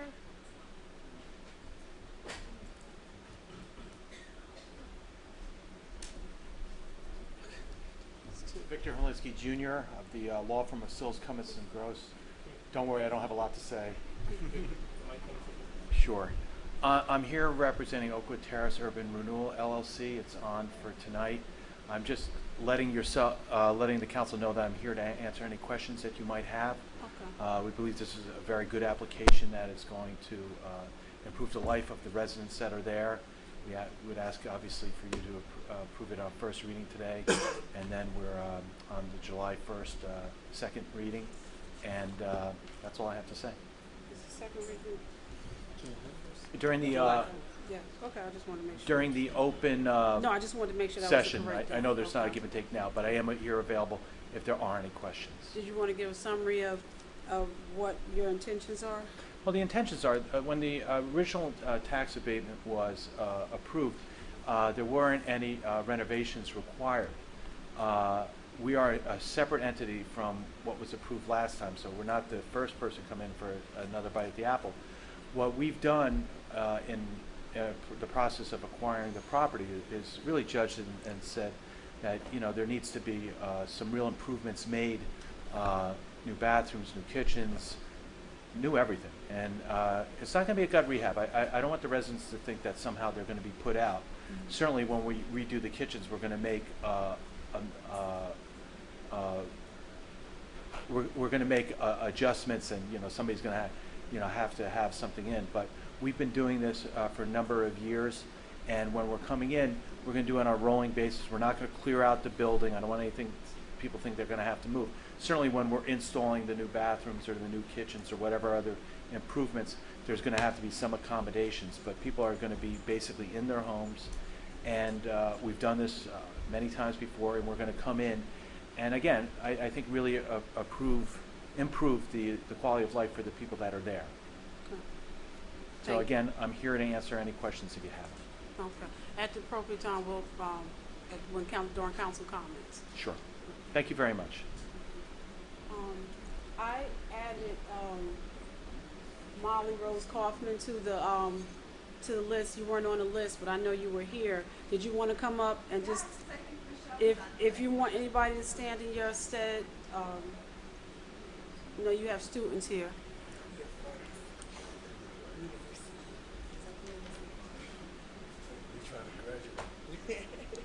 Come on, graduates, get your score. So if you want to do an intro of what you're doing and why you're here, so everybody. Yep. And just state your name and address for the record. Hello, okay. My name is Michelle Rassiopi, and we're all students and teachers in the University of Orange. And I'm just going to read from, this is the University of Orange is a free people's university, and we build collective capacity for people to create more equitable cities. And we want to try to help solve the problems of the world. So not a small goal. And we want to learn to see the richness of our cities, become lifelong learners, participate in civic life, and have fun with our neighbors at the same time. So the University of Orange every year has a graduation, and that's going to be this Saturday at 10 a.m. at Ironworks, which is at 406 Tompkins Street. And to graduate every year, you have to meet the requirements. So you have to vote, and if you're not 18, you can vote in anything, like an online vote, whatever. Volunteer, attend a city meeting, which is what we're all doing here. So we do a yearly visit to the council meeting, and we try to do more than that as well, but always right before graduation so we can get that in. And then you have to have fun with your neighbors, and then attend 2 U of O classes. And we have a lot of different types of classes. So for example, this year, a couple examples of what we did would be a food walking tour of Orange, music classes, guitar, harmonica classes, a civics class, meditation classes. We did a field trip to the National Archives in DC to scan redlining maps to make those publicly available. And Kamani Gibson, one of our teachers, ran a Just and Safe Orange lecture about policing and all the controversies going on nationally, and also talking about what's going on, things going on here in Orange in relation to that. So we invite everyone here on the council and everyone in the audience too to come to our graduation and to be involved with University of Orange. The website's universityoforange.org, so you can get in touch with us. Thank you. Does anybody else, while you're here, like to speak? No, that was perfect. When you come to graduation, You got to come to the wear a mic. hat. Oh, that's right. You got to say your name, Mom. When you come to graduation on Saturday, wear a hat. Guests, when you come, or when the guests come? Yes. Everybody. Or if you're ready to graduate. And if you didn't take any of our official courses, we do accept independent studies or other kinds of classes you might have taken in your community. So, thank you. You do a life skill assessment, okay. Okay, thank you. Is there a motion to close? Motion. Second. Motion by Councilwoman Summers Johnson, second by Councilman Johnson Jr. All in favor? Aye. Any opposed? We're going to respond to our citizens' questions, and we're going to start with our attorney. And you can respond to 2 things: the status of the lease purchase of the YWCA, which Ms. Stewart answered, and then you want to respond to Mr. Fell's comments. And into the mic, sir. Bankruptcy court approved the lease and the purchase. Nobody can hear you. Got to talk loud. The bankruptcy court approved, as part of the bankruptcy petition, our ability to lease and purchase the Y. That is not an issue at this point, and we will be coming back. Still can't hear you. We will be coming back to you with the contract as promised when we initially approached you about allowing the city the opportunity to take over the Y operation. But with respect to Mr. Feld regarding his allegations about a judge being impressed by his advocacy, it is not well-founded. And I will tell you why it is not well-founded. Mr. Feld had brought an appeal, Feld 6 and 8. The court stated Mr. Feld, please not. Mr. Feld, I want to look at him. No, have a seat. No. Attorney Harris. Mr. Feld, you cannot yell from the audience. On appeal, Feld has filed lengthy briefs arguing that the trial court's rulings were legally erroneous, and also adding digressive discourses about his purpose and motives in relentlessly pursuing litigation against Orange. The statements of facts and procedural history in his briefs are disjointed and vastly overstated. They jump from one factual allegation to another without seeming connection or transition, and with minimal citation to the record in violation of the rule 2:6-2, paren A, paren 3, and 4. These parts of Fell's briefs resemble detailed notes of an attorney regarding the grievances of his client or himself in Fell 6. They treat all that has apparently happened in these cases as equally relevant to the issues Fell now raises on appeal.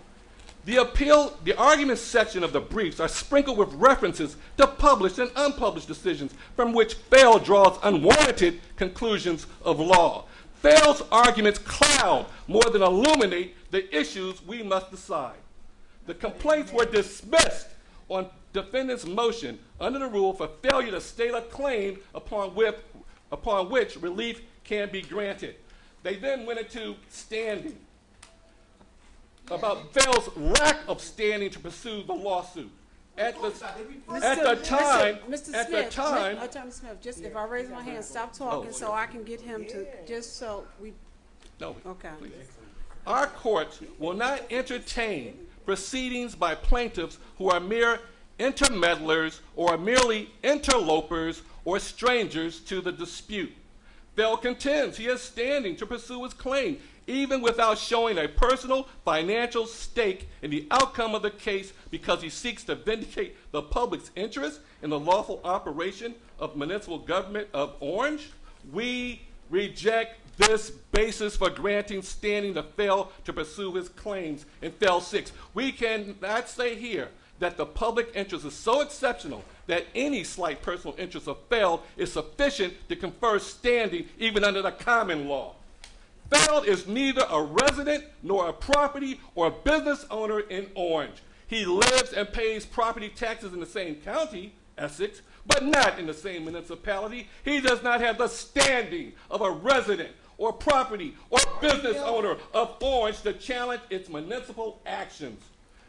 The common law standing has, as a county taxpayer, he contends that because of the common law standing as a county's taxpayer, because some of his property taxes are paid to the county and will be affected by the tax exemptions granted to Orange, Fell has not cited any binding authority holding that the standing broadly afforded to the resident or taxpayer in the same municipality extends to all taxpayers within the county. The common law does not treat those whose financial interests are remote as having the same standing to sue as local residents and taxpayers. The trial court correctly ruled that Fell does not have common law standing simply because he's a resident and taxpayer in the same county as Orange. We find no error in denying Fell's statutory standing under New Jersey's long-term tax exemption law. In 2003, the legislature enacted the law that transferred. Attorney Smith. No. Let me finish, please. Okay, I'm going to let you finish. Let me. He should be talking. Let me please. He should not be talking. Yeah, this is good. The city attorney has the floor. I will not have any more interruptions. Please allow him to continue to read his statement into the, Same thing. Mr. Feld. Mr. Feld, can you please? There is to be no response. Attorney Smith, can you please? And it's picking up, so you don't have to, Okay, thank you. Fell argues that this 2003 amendment continues to confer standing on county residents to challenge tax exemptions anywhere in the county. The 2003 amendments, however, were a legislative reaction to judicial decisions. A plaintiff in a prerogative writ action must have a sufficient stake in the matter to challenge the governmental action. Fell has never indicated what his personal stake is in the actions of Orange regarding the redevelopment project.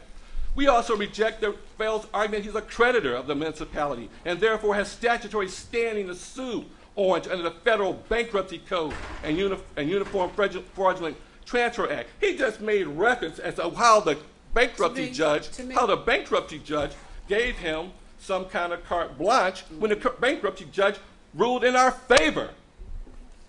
Further.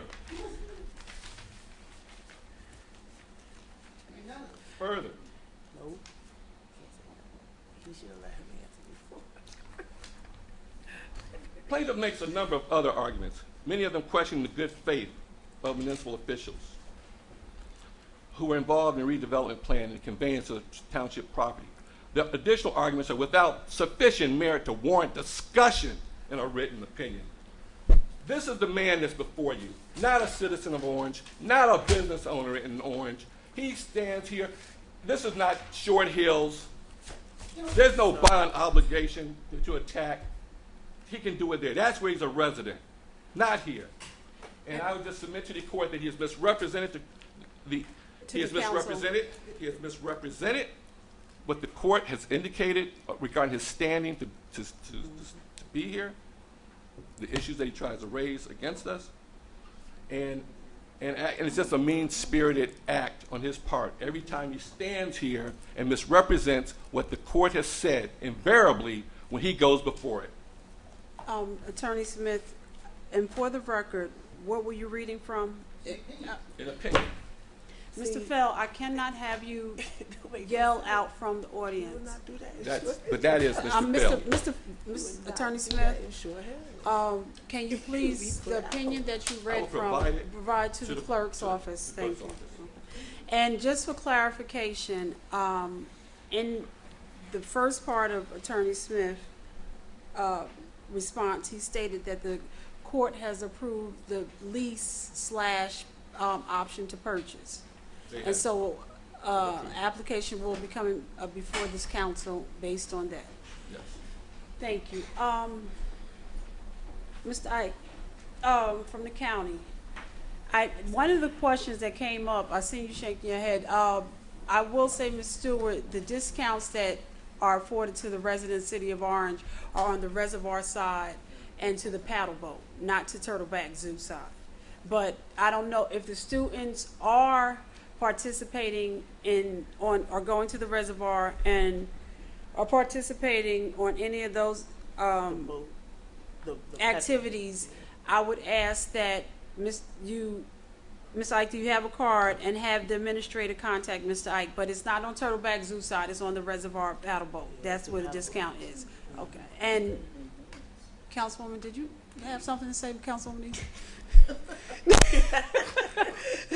only that, when in the school district itself, when they're taking multiple students to an event, they usually request a discount in advance. There's an agreed, right? It's agreed upon before not the day of. They call for a bulk, a group discount. But you have to do that in advance. But I just want to be, it's not on Turtleback Zoo side, it's for paddle boat. Yeah. So, but if Mr. Turner, he will give you, Ike Turner. Because you're trying to say, I will give you his card, and you can have the administrator contact him just to see what is available for school. And as the supervisor of recreation stated, that what he likes the city of Orange to do, if the city or any of the entities in the city plan to do any activities up at the reservoir, like a picnic or an event, to contact them early in the year, because they would love for us to book out our dates early. I'm sorry. Now. That's okay. Yeah, through you, Madam President, I was just going to say the same thing. Okay. I have a card that I'll give to her, and she can contact me, and I can refer her to the right. Everybody's talking. I can refer her in the right direction. Dan tonight. Okay, so if you can get a card to her and to Mrs. Stewart, so she can have the administrator contact. And I think, were there any other questions that you recall? I believe through you, Madam President, Councilman Johnson had a question. Councilman Johnson, you don't want him to leave because you had a question? This is Mr. Jenkins, right? I wanted to raise this issue because it's been brewing with me for a while. Because a while back, I imagine that just like every other council person, I received a letter from the county executive about Campbell's Pond, and oftentimes Attorney Smith always reminds us that we need to be aware of when we're getting exposure to litigation. Have you been in contact with the administration about the going-ons of Campbell's Pond? Through you, Madam President, no, I'm not aware of that. So it's a dead issue. I'm gonna ask Attorney Smith, what's going on with Campbell's Pond? I don't know exactly what you're referring to in terms of what's happening at Campbell's Pond. Maybe I can go. Am I the only one that got the letter a while back about the issues with Campbell's Pond? I didn't get that one. No, I received it. Everybody should have received No, it wasn't from the about the county purchase. exec. I remember him telling Going us back over that 10 years, right? Yeah, but no, we just got a recent letter, and what we can do in July is plan a meeting, but we can have some discussions. Mr. Mays has, from Public Works standpoint, has put his position on the record, but we need to have a discussion. Okay, yeah, Council President, I would like to stir that talk up because it seems that nobody's talking about it. Council President? Councilman Corbett? To Councilman Johnson. Last I heard, which was just yesterday, the county did make an offer to us to purchase that property, but they were told that the amount wasn't enough. So they asked them to think about another number. So they made an offer and it was rejected. Yes. How you get the inside scoop, man? I just happened to be wandering around the halls of City Hall yesterday. So we need to get, Mr. Matt, if we can get a formal response to the council regarding Campbell's Pond, if you can, if I can task you with that, sir. Thank you. But even if there's no information, just whatever, thank you. Is that the only That's question? the only Are there question any I have other for Mr. questions from Jenkins. Mr. Jenkins before he leaves? One thing he talked about, and also I did get that letter. I thought he thought there was some issues, but the Campbell's Pond thing was that they wanted to purchase it. Right. That's what the letter I got. It wasn't about any issues up there. Oh, it was. it In the was an letter, issue. it cited. I mean, they had some problems with Right. the property. Right. But they always say that when they want to buy something. Hold, Council President. Just Council Eastman, you don't need to interpret my request I'm to sorry, him they or always- to Dan. I read and digested the information. That Campbell's Pond situation is an Councilwoman, emergency just a for the second. city. It's an emergency for the Councilwoman, city. just a second. And I have the right to inquire. Councilwoman Easton. Oh, not talking to Mr. Jenkins. But no, but he has the floor. Councilman Johnson Jr. No, I had the floor. He interrupted to say what he had to say. But I was talking to Jenkins when he said what he had to say. Okay. I believe it was over there, but go ahead, Councilman Easton. Mr. Jenkins, you made a mention about using the reservoir. I just want to say, you can't book it prior to a year. Had to book it with, like you can't book it a year in advance. No, he said that Yeah. the supervisor of recreation stated that if the city of Orange, or entities within the city of Orange, know that they want to do an event, please and if they know in the beginning of the year so that they can put it in. He did say we can contact them in the beginning of I'm the year. working on it right now, but you can't book it a year in advance. I didn't say yeah, I said in the beginning of the year. Right. That's why I just want to make sure that you can't book it a year in advance. Yeah. All right, are there any other questions from Mr. Can I just add, Madam President, Yes. that with regard to the Campbell Pond issue, I'm not aware at all. So if you could loop me in on what's going on, and let me know who in the county I should talk to, I can get involved in it and find County out. exec? Okay. County exec. Okay. All right. Okay. Sure. All right. Thank you very much. All right. Thank you. We did crossing guard at Haywood. Regarding the article that was in the Star Ledger today, the conflict of interest that revolved around Montclair, Mrs. Lanier, our clerk, will put a copy, if you have not read it already, she will put a copy in everyone's box for everybody to review. And Attorney Smith, did you see it yet? Did you see the article? And we'll make sure you get a copy as well, okay?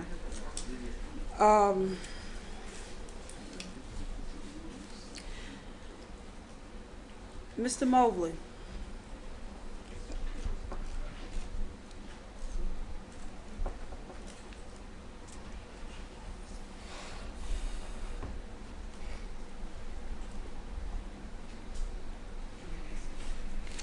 Did you hear the request regarding the water payment structures from Ms. Gordon? Yes, I did. Okay. Do you can you get that to Ms. Gordon? She's been waiting. I'd like to know a little bit more of exactly what she wants. I went back and took a look at the study that Lurch, Vinci, and Higgins did for us. It does include a rate study, and it does speak to the minimum charge per quarter. As I understood her, I think she was saying that she paid, and what she has said is that she believes that she does not meet the minimum amount, which is $33.66 per quarter, which is roughly $11.22 a month. I would imagine that in one family home, she has a meter size that is 5/8, and there are approximately 3,937 accounts that have that meter size. In fact, it's the largest class of meters that we have, the largest number of accounts that have that size meter. I would submit that there were probably some folks like her who may have one person in the household, or maybe more, who may not meet that minimum. The minimum, just so that you know, is 1,000 cubic feet. Beyond that, I'd like to know a little bit more about what she's really looking for so that we can provide the accurate information to her. Okay, so I would ask that you, Ms. Gordon, just step outside and have a conversation, and then you can come back and report at the next meeting to the full council with your findings based on her request. And also the pamphlet that was distributed here in City Hall, or put here in City Hall for residents to pick up. Talk to Director Mays about it, but I think that United Water should be mailing that out with, the bill that's around that time period. Can you speak to them about going back to mailing that out? They used to mail it out. And can you come back with an answer on that? Sure, we can ask that. Okay. Mr. Matt.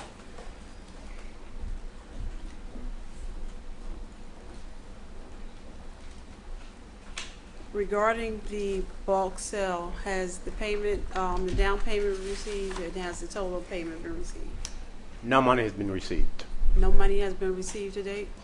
No money has been received. Are you sure? Absolutely positive. Okay. Okay. Mr. Mapp, and Mr. Lewis is gone, but I'll let you put it on the record. Regarding the council, when we did the 2014 budget, the council took funds and put them into the council's budget to cover the cost if we had to have a video art. Can you speak to that? My recollection of that, Council President, is that the council moved money from salary and wages that was in the budget to cover an employee. Those monies were moved to other operating expenses in the council's budget to provide for a person to record the meetings and to have those meetings aired via YouTube, simply because of the fact that Channel 35 has not been functioning. And I can tell you that we are in the process of having Channel 35 getting back to where it needs to be. Okay, thank you. So, but that money was put into the council's budget. And so, thank you, Mr. Mayor. So, Attorney Smith, Mr. Lewis asked where was the resolution and or ordinance, but it was done as a budget transaction. So, can you speak to whether or not that was sufficient, or do we need to do do you think that the council needed to do a resolution or ordinances, or resolution and or ordinance as well? On the transfer? Yes. Yeah. So you think that we needed to supplement the transfer was sufficient, or? Transfer was sufficient. Okay, that's what I meant. Okay.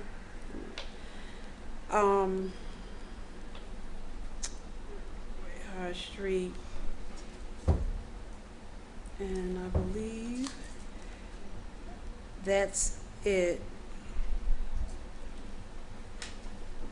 And moving on to council comments. Councilman Corbett. With regards to the housing authority,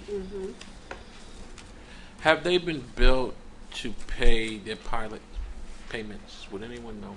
And if that's the case, have they paid? Mr. Matt. do you want to know about all pilots? Are all I pilots? want to know if they're up to date. Are all pilots pretty much? Yes. All pilots that we have in the city, have they been properly billed? Are we up to date and have the money been received? I'll have to get that information and get back to you. I don't have it. And could you submit it in the form of a report to the city council? And the question is the housing authority Well, I and would do other. all pilots. So I would all pilots, list all pilots, the payments due, and are they current? I'll get a status. And I'll thank provide you. it. Now, I believe all council members received this somewhat of a report that indicates all of the Orange Public Works Department employees who, for whatever reason, are no longer employed with the city. And these individuals have never been replaced. And so in our budget hearings, I know I mentioned, I believe Councilwoman Easton also mentioned, how short-staffed we are in Public Works. We have an additional fleet of vehicles coming in, and we really don't have the manpower to utilize those vehicles. And, you know, there's many people within the city consistently complain that they're not getting the services for the money that they pay. And I personally feel that this is part of the reason that we're not providing them with the services that we all deserve, because we lack the manpower, not only in the police department, fire department, but also in Public Works, probably in code enforcement, probably other areas. So if the city is ever going to be what we hope and know what the city can be, at some point in time we're going to have to start funding, maybe not all of these positions, but certainly some of them, so we can meet the needs and the demands of the public. Thank you, Council President. Thank you, Councilman. Corbett, and I think there has to be a discussion about that, because if they're doing away with positions through attrition and they're not bringing a new manpower plan or anything to us, that's kind of, you know, we need to deal with that. And I know one of the things we asked at the last hearing, Mr. Mapp, I don't believe you were at the last budget workshop, we asked for the reorganization plan in terms of, okay. And also, Council President, Mr. Mays may be able to shed some light as far as the attrition part of it is concerned. Were there any outcries to fill some of these positions, or was it ever the plan of not only this administration but maybe some previous administrations not to fill some of these positions that are vacated? Well, I don't have all the information in front of me, but my understanding is that over the last 10 years we lost 20 some-odd workers, and none of them have been replaced.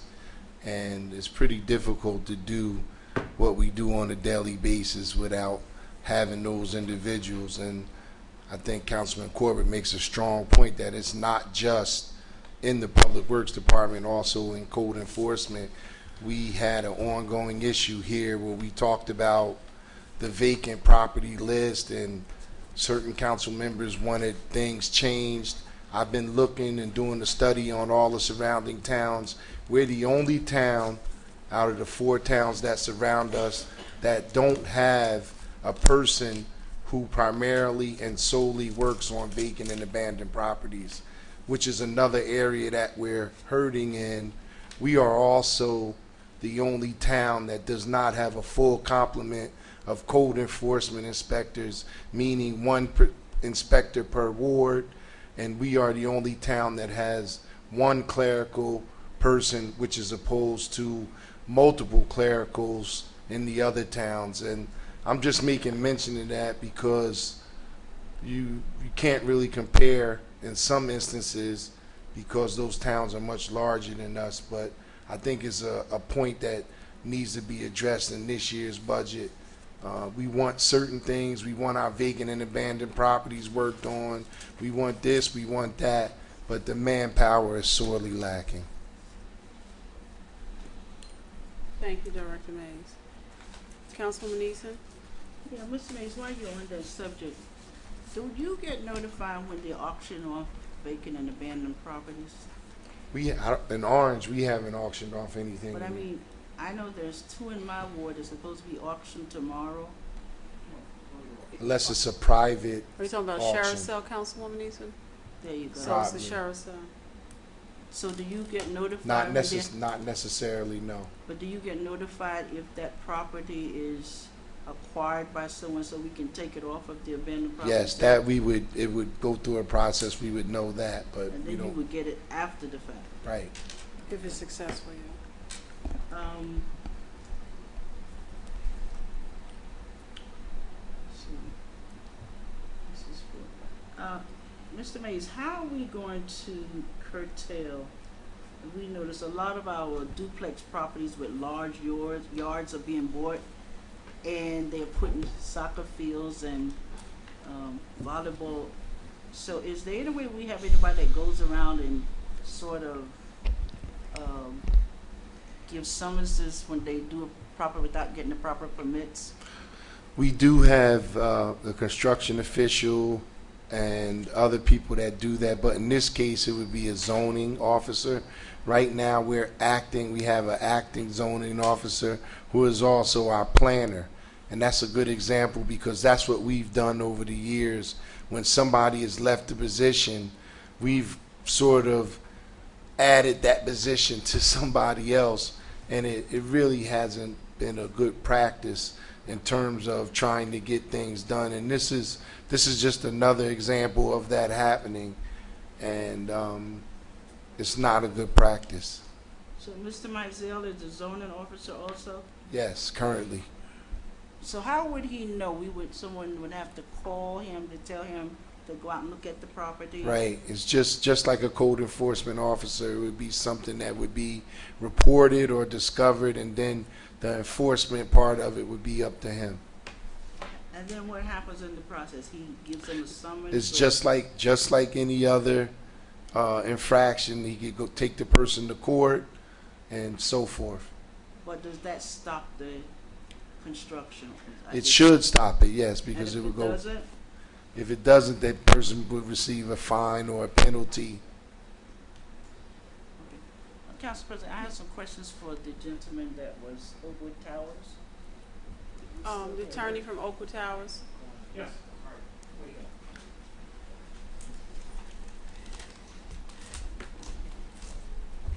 Yes, Councilwoman. Yeah, would you give me your name again?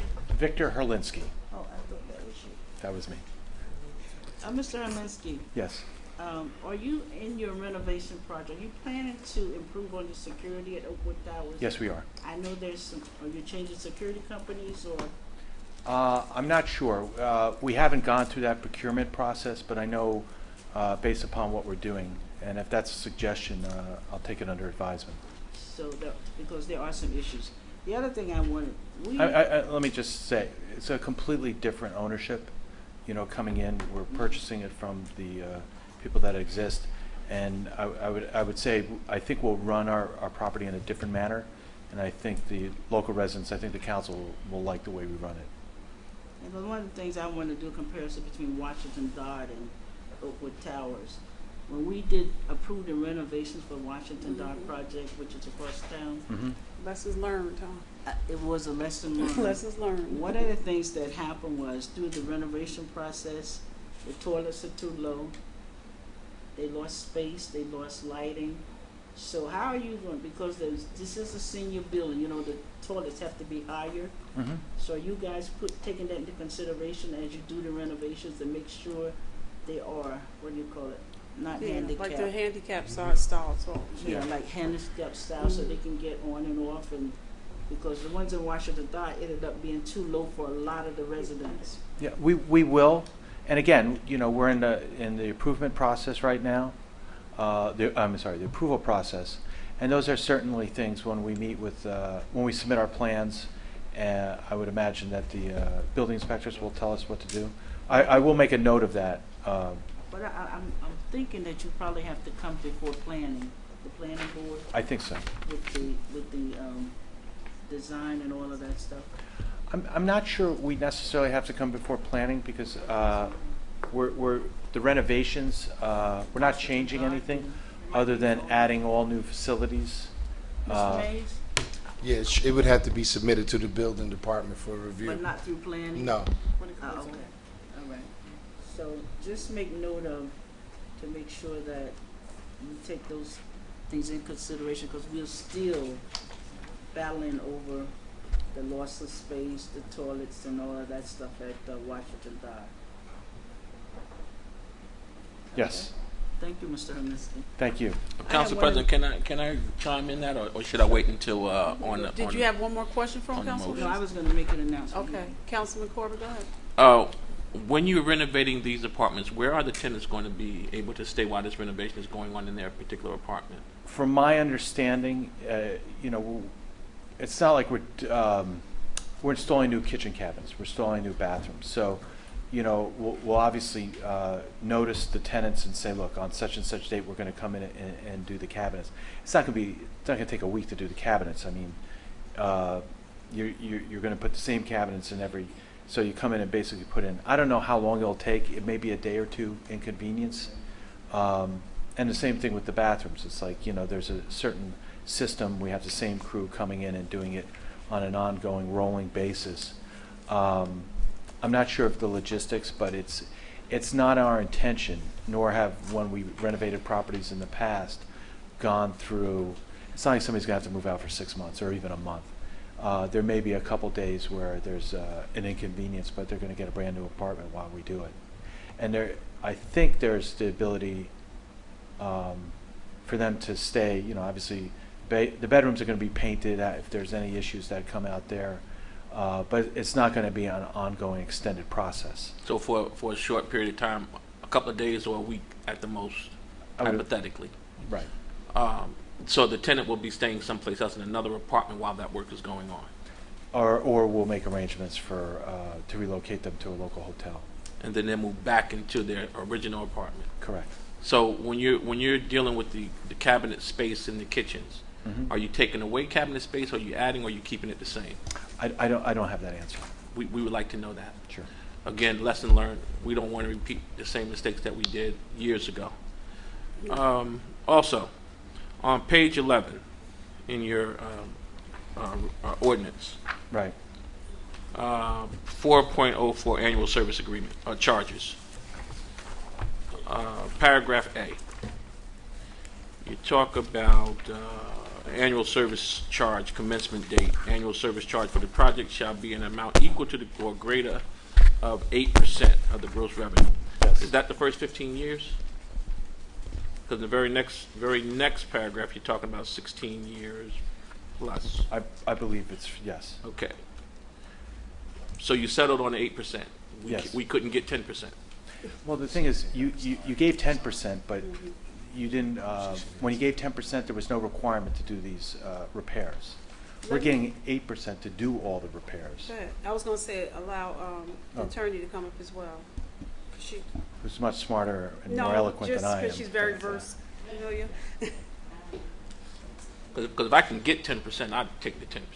Yes, so as you all are probably aware, a year ago you approved You state your name for the record? I'm sorry, my name is Amelia Riddell. I'm with McManaman, Scotland & Bauman. We serve as outside special redevelopment counsel with respect to certain projects. So about a year ago, this board approved a financial agreement with respect to Oakwood Towers at 10% of annual gross revenue. That 10% was for the preservation of the current facility without any improvements. This purchaser is coming in with a new application. They're putting about $35 million of total project costs. A substantial portion is in the acquisition, but the per unit cost is about $26,000 worth of improvements. And as Mr. Helinski indicated, it includes updated kitchens, bathrooms, electrical, some changes to the common areas, and some other stuff. With that comes about $23 million in permanent debt, long-term debt that has to be serviced over time. And so the financials change with respect to the expenses, but the revenues, because the rents are still flat, there's no changes to the residents or the tenants, except the improved units. And so there was a request to reduce the amount of annual gross revenue to account for the money that's going into the building. So that's why there's the change. With respect to the first 15 years and the statutory increases, it's the greater of 8% or 20% of otherwise applicable taxes, which means it will stay at the 8% even past year 15 just because of how the financials work out. The flip will probably come later on, where it goes to 40%, 60% of otherwise applicable taxes, and 80% of otherwise applicable taxes, which is greater than the 8% of annual gross revenue. But that's the minimum outside of the statutory minimum, which is the conventional taxes paid at the site, which the site hasn't paid conventional taxes since 1980. Well, I sure wish I could get 10%. But at any rate, They did. I will say they did come in with an application at 7%, and we spent significant time going through their pro formas and the financials, and bumped them up to 8. Okay. Initially, there was a letter that was sent out to all the tenants in the building. Yes. And that letter was really misleading as we stand today. That letter had so many tenants up in arms, thinking that they were going to lose their apartments because you guys were going to convert to affordable or market rate housing. Has that letter been rectified? Has all the tenants been notified that they are all safe and sound in their current residence? They don't have anything to be concerned about in terms of relocating? So during that period of time, the thought was if the tax exemption wasn't extended without any improvements, that the building couldn't support conventional taxes, and there would have to be a change to market rate rents, which means that the current tenants would get vouchers, there'd be a relocation process, and that's the notice that went out to the tenants. Since the approval of the prior tax exemption, the current owner did apply for and receive a new HAP renewal contract to ensure that the project remains Section 8, a project-based Section 8. And so there's no increase to tenants. There's no, threat of changing it to a market-based, a market rate building, at least in the next 10 years, which is the term of that current financial agreement. Now, with this current owner, they're going in for new financing under the low-income tax credit provisions. With HMFA, there's going to be new affordable restrictions attached to the project that will probably go 30 to 40 years, and your tax exemption is for 30 years. So the affordability will be extended, at least for the compliance period under that program, which is 15 years, and the long-term debt, which is longer than the 15 years. And HMFA generally requires you to do a 30 or 40-year deed restriction. So all the tenants have been notified that they don't have to be concerned, that they are okay where they are, they don't have to worry about losing their apartments. With respect to the current owner, yes. When there's a transfer, I'm not sure how they're going to handle the transfer of the asset, but I'm sure there's going to be notice requirements to the tenants. I just don't know what that is. I would certainly hope so, because as of June 1st, I can tell you there are still some tenants who still believe that they're losing their apartments. If I could just clarify that. First of all, the letter that, and I'm very familiar with the letter that went out that really scared the local residents, the people that live there. We did not send that letter out. That was the current owner that we are purchasing the property from. Okay. And I think one of the things when we were in the process of doing our due diligence and considering acquiring this property, it's one thing to have the right to be there. It's another thing to have something that people want to be in, or should be in. And I think there was a real concern when we looked at the property, having the experience we have in the industry that we do, that there would be that long term that the building wasn't sustainable without the renovations that we're putting into it. I mean, in order to sustain the quality of life, and I think we're going to improve the quality of life, but even to sustain it, I think you need the kind of renovations that we called for in this property. I'm not questioning the judgment of the council when it approved the preservation of the building. I think you had to do that. But the real answer is to do the kind of renovations that we're doing to protect the integrity of the building and to protect the people that are there, that have basically lived there for many, many years. Well, I don't think anyone could question that the building does need to be renovated. My only concern is that I'm asking you to take this back to the new owner. Ask them to send another letter to all the tenants, letting them know what their current situation is with each apartment in terms of where they'll be staying. Are they in any danger or put in any harm's way of losing their apartments or their Section 8? I think if you can get that letter out, you'll find that people will be at much more ease with the whole scenario. And once we get this approved and once we close, then we're entitled to do it. Right now, we can't send that letter out because we don't own the property yet. So you agree that it will do once you guys close, and once this is agreed, then you will notify the tenants. Understood. Thank you. Now you finished. Yes, you I'm took finished. over Thank her you. space. Yes, Sorry. go ahead. Said one question. Go ahead, Sorry. Councilman Easton. Hey, this is serious. I mean, those tenants up in arms. The building does not have central air conditioning now, right? I don't believe so. Are you guys going to put central air and heating there? I know we're doing improvements at, I don't know if it's, I'm not sure. Yeah, because one of the other things that we want to make is when you started doing the renovations, and that's why it's important that they do get a letter, because they're going to automatically assume their rent is going to go up. So we need just to make them feel comfortable about what you're doing. Well, again, that is something we're not in control of. The rents that are going to be charged are going to be charged as according to the HMFA regulations that we're borrowing under, and under the HUDs that control the HAP contracts. So it's not, and if you just bear with me a second.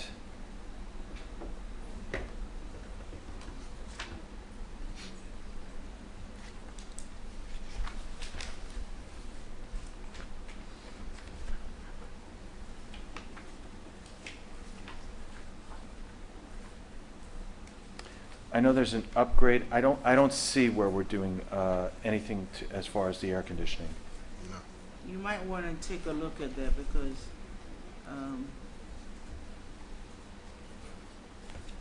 I think in some of the apartments the air conditioner doesn't work very well, so you might just want to take a look at that. Okay. All right. Thank you. I don't on. Thank you. Thank you. Yeah, on Saturday, there's a lot going on in Orange, but I just want to announce that the Wounded Warrior Project will be coming through Orange. The Warrior Project? The Wounded Warrior Project. Will Okay. be coming through Orange at College Park, which is at the corner of Aldine and High, between 11 and 12. So we're asking everyone to come out and support it. Is it a parade or is it a? No, it's the motorcycles. They're going to start off at Orange Park, then they're going to go to the South Mountain Arena, South Mountain, and then they'll come into Orange. Okay. And there's going to be some presentations to some of our fallen heroes, police officers. Okay. And at 12 noon, there's going to be a carnival from 12 to 7 on Saturday and Sunday. Where? College Park. Okay, same Aldine place. and High Street. Okay. 12 noon to 7 on Saturday and Sunday. Where's the flyer? It's on the fence. Go ahead. That's a good place for it. I'm putting them out in my neighborhood. And also, you can go ahead and do the gospel concert. It's going also on Saturday. Yeah, there's a gospel concert in Orange Park. I think that's in the flyer that we just got. Right at 12 noon. And then I think somebody else announced something else that was happening Saturday. University of Orange. Yeah. University of Orange graduation. Don't forget your hat. Get your hat. Is that it, Councilman? Yeah,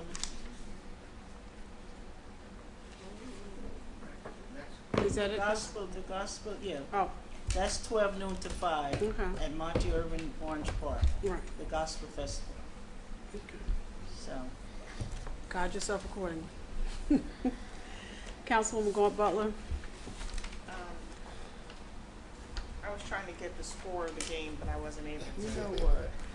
How's LeBron doing? Okay. But actually, I don't have any comments. You don't have any? Yeah, I'll pass for now. Okay. Councilman Johnson Jr. Thank you, Council President. I'd like to ask Mr. Mapp Director Mapp a couple of questions. Director Matt.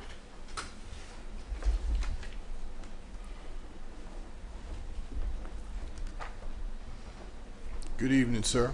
Good evening.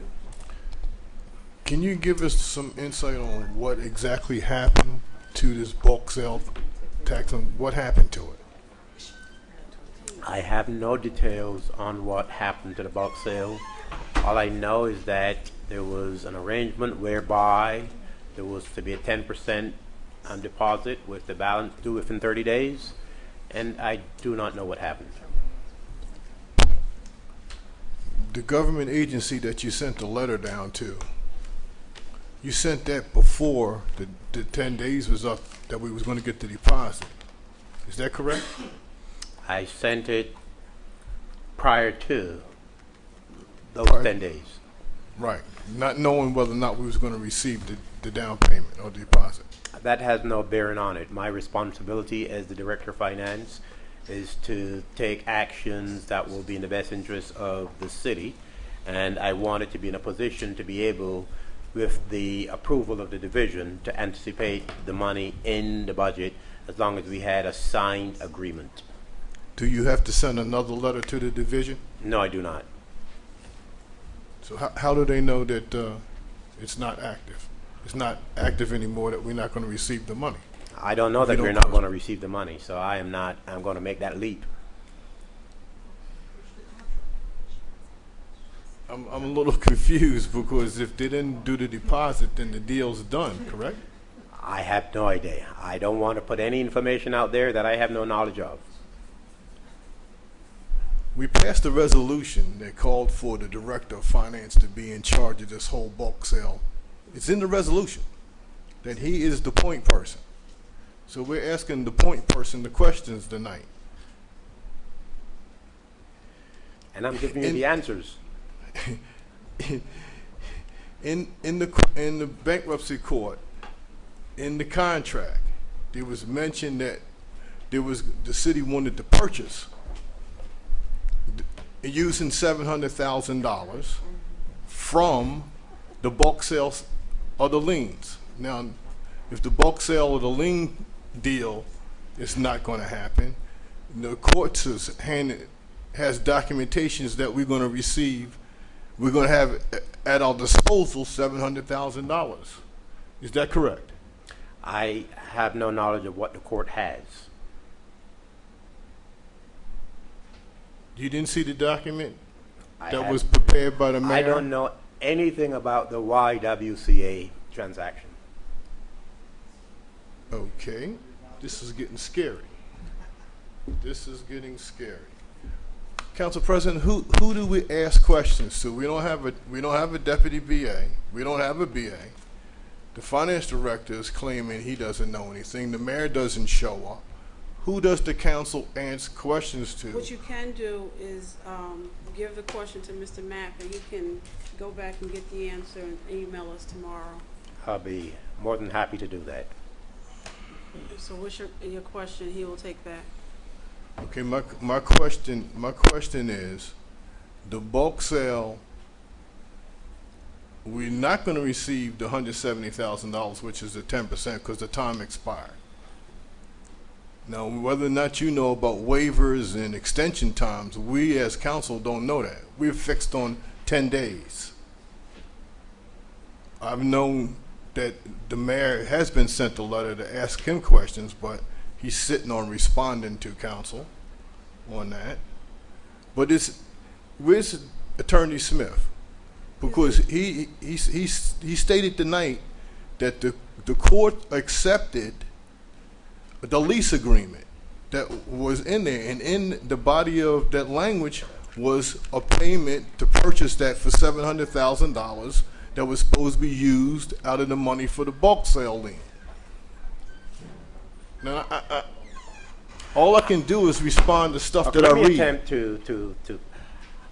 I do not know what was in any papers that were filed with the court. What I can tell you is that in a conversation I have had with the deputy BA, and the reason for the email that I copied the council on when I sought permission from the division to anticipate the money in the budget was that if permission was granted to anticipate the $1.7 million in this year's budget, we would also have asked the council to appropriate $700,000 of that to go towards the funds that would be needed to consummate the purchase or the lease of the Y.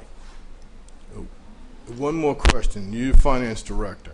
What did you need, Mr. Attorney Smith? I'm sorry. No, well, he just clarified it for me. He just clarified it for me, because I know it had something to do with somebody sharing $700,000 inquiry to purchase and so forth. But I don't know about what was filed with the courts. I have no idea. You answered my question also. I was just surprised that you don't have to send a follow-up letter to a government agency that you're requesting something from, and now the request is no longer valid, so you don't correspond with them again. I don't understand the reasoning behind that, but maybe you do.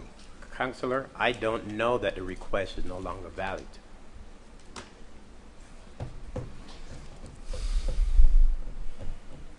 Does anybody know something I don't know? 10 days for the money to be deposited. He says the money's not deposited. I've asked those same questions. And I hear Just some- what you're saying. I think what Mr. Mapp is saying, he's staying open. That's all. I think, is that what you're saying, Mr. Mapp? You're staying open? What Councillor Johnson seemed to be implying is that the deal is dead, and I don't know that. Right. Okay. And I hear what you're saying by the terms of the, and he's not able to respond right now. But Mr. Mapp, if you can give some clarification on what has transpired, what has not transpired, and send an email to the council by tomorrow, that would be helpful. I will certainly speak to the deputy mayor and the mayor. Thank you. Before I end tonight, may I ask CFO Joyce Lascaria sure a question, please?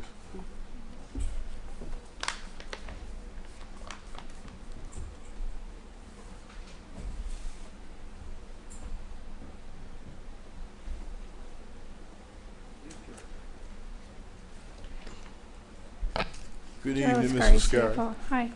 How you doing? I'd like to ask you, since you've been working with us on the CY 2015 budget, I'd like to ask you about the $100,000 payment that was sent to either to the court or to the bankruptcy lawyer or whatever. How does that $100,000 payment, if it does, affect our 2015 budget? It did not affect the budget because grant money from old UEZ leftover, the final project's UEZ money was used for that. Multiple grants, or No, we just one. happen to have One single line item that was carried over from the closing of the UEZ program. Did you have to supply one of those letters that you write out where what funds come from with that? Or anything? No. Well, you would have to, if you had it came through us, you would have had to supply that to us. You know, the letter that you write say that the funds are available in such and such account? No, not in that case, no. Is that ever going to come before us, the $100,000 payment? I had thought that it would have come in on this bill list. I'm going to have to talk with Jocelyn, to Chantal, and make sure it gets onto the next bill list. Thank you. That's all I need. Thank you. Councilwoman Summers Johnson. Really quick. In my South Ward meeting, Councilwoman Grant Butler was there to witness that the mayor was there, and he said that we would be back on the air July 1st. He said it in front of all of the South Ward residents that were there, and we are holding him to it. So I'm just putting that out there. It was said last Tuesday. That was the biggest complaint of the South Ward not being televised. So I'm just saying, July 1st, I'm looking to be on because I believe people until they do something wrong to prove me otherwise. And I committed to 4 meetings for the South Ward, and I successfully did that. I hope to do 6 meetings next year as a way to bring the wards together. So that's all I have. Thank you. Councilman Coley. Yes, thank you, Council President. A few comments. First of all, thank you, Mr. Mays, for taking care of Snyder Street, Hickory Street, and we still have to do a little work on Rioch Street, that crater. If you can give me an update as soon as you can on Rioch Street. And this is for our CFO or Mr. Matt. Are we on target for our audit for June 30th?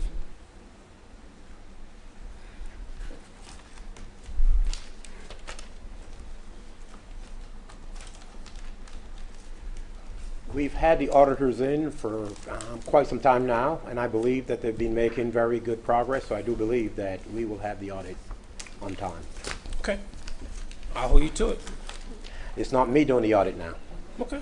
Well, I hold you to it, that meaning that he got all the requested information to do his audit.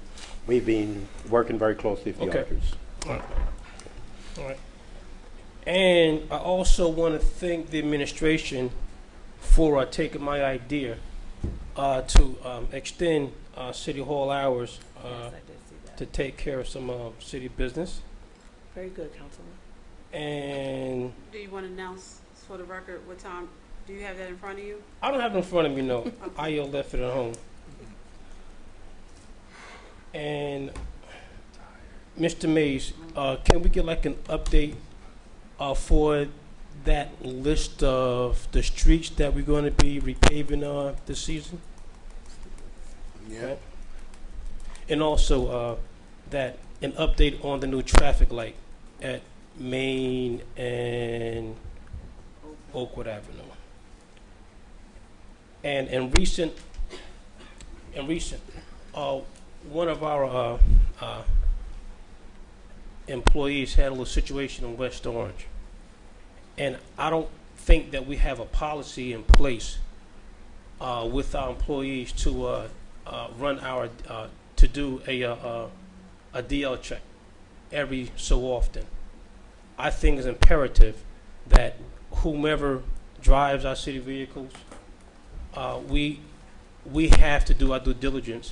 Maybe every 6 months or 3 months, whatever it is, to do a blanket driver's license check on all city employees, not just the police department, but everybody.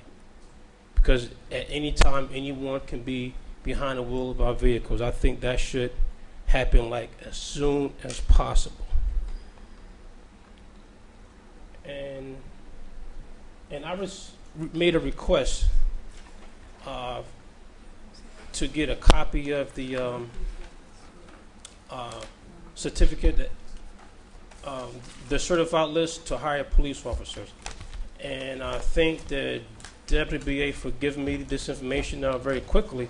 It's just that I just have some issue. This is an Orange municipal list, and we have a few names on here with people who don't live in Orange. We have a Newark address, one person, and I believe a Hillside address, and I just don't see a Union address.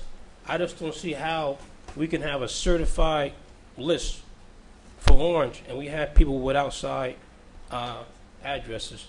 That has to be looked into.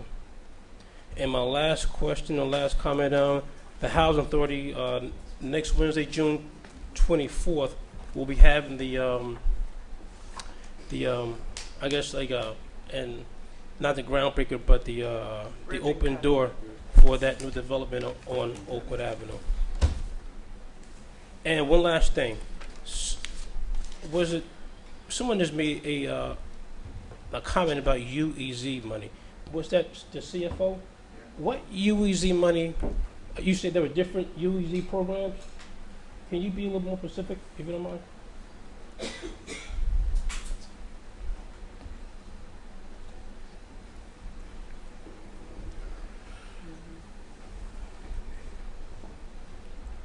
Joy Liscari, CFO. The UEZ project program closed a couple of years ago, and when we received the final allotment payment that we were going to receive, we closed out all of the accounts, and the balance was put into a line item called UEZ final projects to be used for projects that fit within the parameters of the overall UEZ, and that's the final bit. And that's the $100,000 we got. Is there a balance left from this, or there is currently a balance of a few dollars. Okay.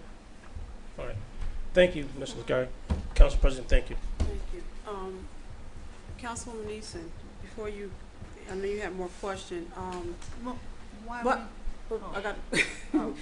Councilman Coley just brought up about the DMV check for employees. If you recall, when we were at the legislative meeting for the state, there was a piece of legislation that came out. Perhaps we can share that with the law department and see if that's sufficient for us. Remember? No, we denied it. No, I know it's denied, I'm saying, but see if we can use it for here.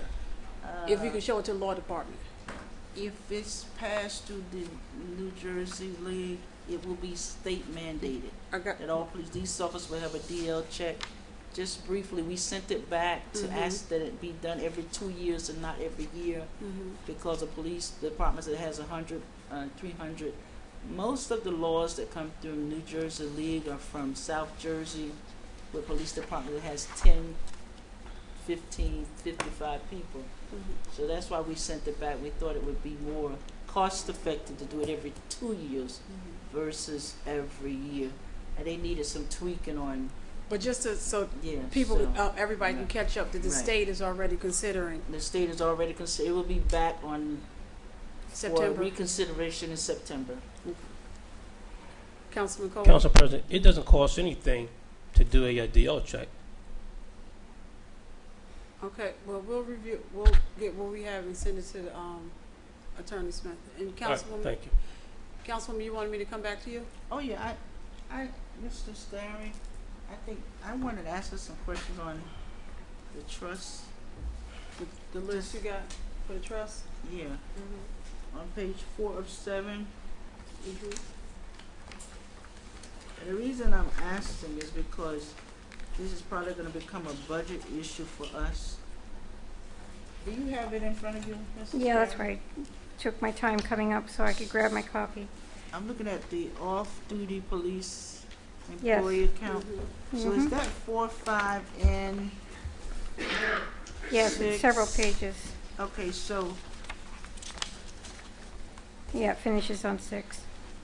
have we received any money so that we can pay them their? Yes, we have been receiving, as you can see, I guess it's hard to see the title, the column titles up at the top because it's in the shaded area, but the second column from the right is the amount of monies that we've received for each account. The second column from the right. Yeah, that's the received amount. The other two are things that have been actually paid out or that are just pending to be paid out. And then, of course, far left is beginning, far right is ending. So you can see that on a number of these accounts, we've been catching up. So It's a work in progress. If there's a minus at the balance, that means that's what they owe us, right? That's correct. So have any of these companies been contacted to put them on a payment plan? Because They're all being contacted. They've all been contacted. to put them on a payment plan? Well, send out a bill. We've sent them the bills, Yeah. and we're working with each one. The bills that they sent were 14 months worth of expenses. Yes. So that's why, but the concern I have is, and I think I had requested the number of police officers who haven't been paid and how much we were looking at as a total to bring them up to date. So Those that they all can- of I apologize. I know Ms. Cooper was supposed to be providing that, because as we go through our budget, we're going to need to account for that money until you guys recoup it. It's not going to come out of the budget at this time, but we did get all of those timesheets entered into the spreadsheet so that we can compare them against the available balances for each of these vendors, send those bills out to the vendors on a timely basis right away, and put those hours into the payroll. So some of the offers haven't been paid since March. So I'll have this discussion with the mayor, because I thought, as the last conversation I had with them on Friday, we were looking at the total that was owed, and we were going to start anew, but make sure that the back money was paid, meaning that somewhere we needed to account for it on a budget line so they could get their money. It's not fair to them. no, it doesn't have to come out of the budget line, but they are on the next payroll. All of everybody those. will be brought owed. They're all being brought up onto the next payroll. So everybody will get their back money, and then we'll move forward Yes. with the collection. Yes. Okay, very good. And does Director Wade have a copy of this report? Just so, I mean, because this is... I did not, but I can give him this one. Okay. Please. Just so you can see all of it's a lot, because I know the one that stood out, Councilwoman Easton, was you had a conversation with Hudson City, and they had not been billed, but they have been putting their money, so they're probably prepared to Well, pay they their- finally got the bill for like 65,000 at a clip. Okay. So and that's the issue that the Yeah. companies are having. They're, in this year's budget, they're being asked to pay the astronomical amounts of money Right. because they never got a monthly bill for 14 months. So that's the issue. And we're in the process of rectifying that with the new process. Right, Ms. LaSclary? I think there's a new process that was at a new form. We are updating our procedures. I want to remind everybody, including all of the people who would use the services of officers when they're off duty, that these are escrow accounts, which means that it is the responsibility, in the way that the ordinance is written, is it is the responsibility of the vendors to pay up front for services rendered, not afterwards. So they should not be having to rely on an invoice after the fact. That's actually backwards. Exactly. They're supposed to come in, pay for services up front with an excess amount beyond what they anticipate they're going to need. And that's what hasn't been happening. So we are working towards getting this completely rectified. You can't always do it instantaneously, but it is working towards that, and a lot of our vendors now are paying up front for services that they're requesting. I think Councilman President Dollar, is her name Dollar? Dorm in the finance department? Sean? No, I think it starts with the D. Dorm? In the finance department that takes care of this? Yes. Who's over this? Sean. Or maybe there's Sean, but the new process will be, and we put it in place on Friday, if they call for a police officer and the money is not in the account, they will not get an officer. That's, we've been implementing has that. to be done on a form now. Everybody has to go through the special, what you call activities. Event package. Event package. Yeah. So there will be no more sending officers out without the money being in hand. That's right. Because it's costing us too much. Yes. Okay. And I need to talk to you offline about Washington Dive. Okay. All right? Councilwoman Gore Butler? No more comments. I'm going to I am going to encourage you and Councilman Corbett have an event on July 5th. Did you, 13th. July 13th. July 13th. I forgot the 5th, so it's July 13th. Did you want to prepare people? Because I know Councilwoman Neeson, you want to wait, or you're not ready? Because I know we could. April Gaunt Butler, Councilwoman Gaunt Butler. What do you suggest? I mean, I'm willing to wait because just some more information. Because I know Councilwoman Easton did the same thing, and there were people who had questions. Dr. Guyton is not available on the 13th if you want him to be there. Oh, he's not. No, he won't be. But there. it's a great event, and if people don't know So, about it in the summer months, so just So we can make a preliminary save the date. announcement. Yeah, we can make a save the date announcement. and hopefully there's a few people here who will spread the word. Sure. So essentially what we're doing is we're duplicating the utilities forum that Councilwoman Easton had in the North Ward. This is for all wards, and it's going to be held tentatively on July 13th at St. Matthew AME Church.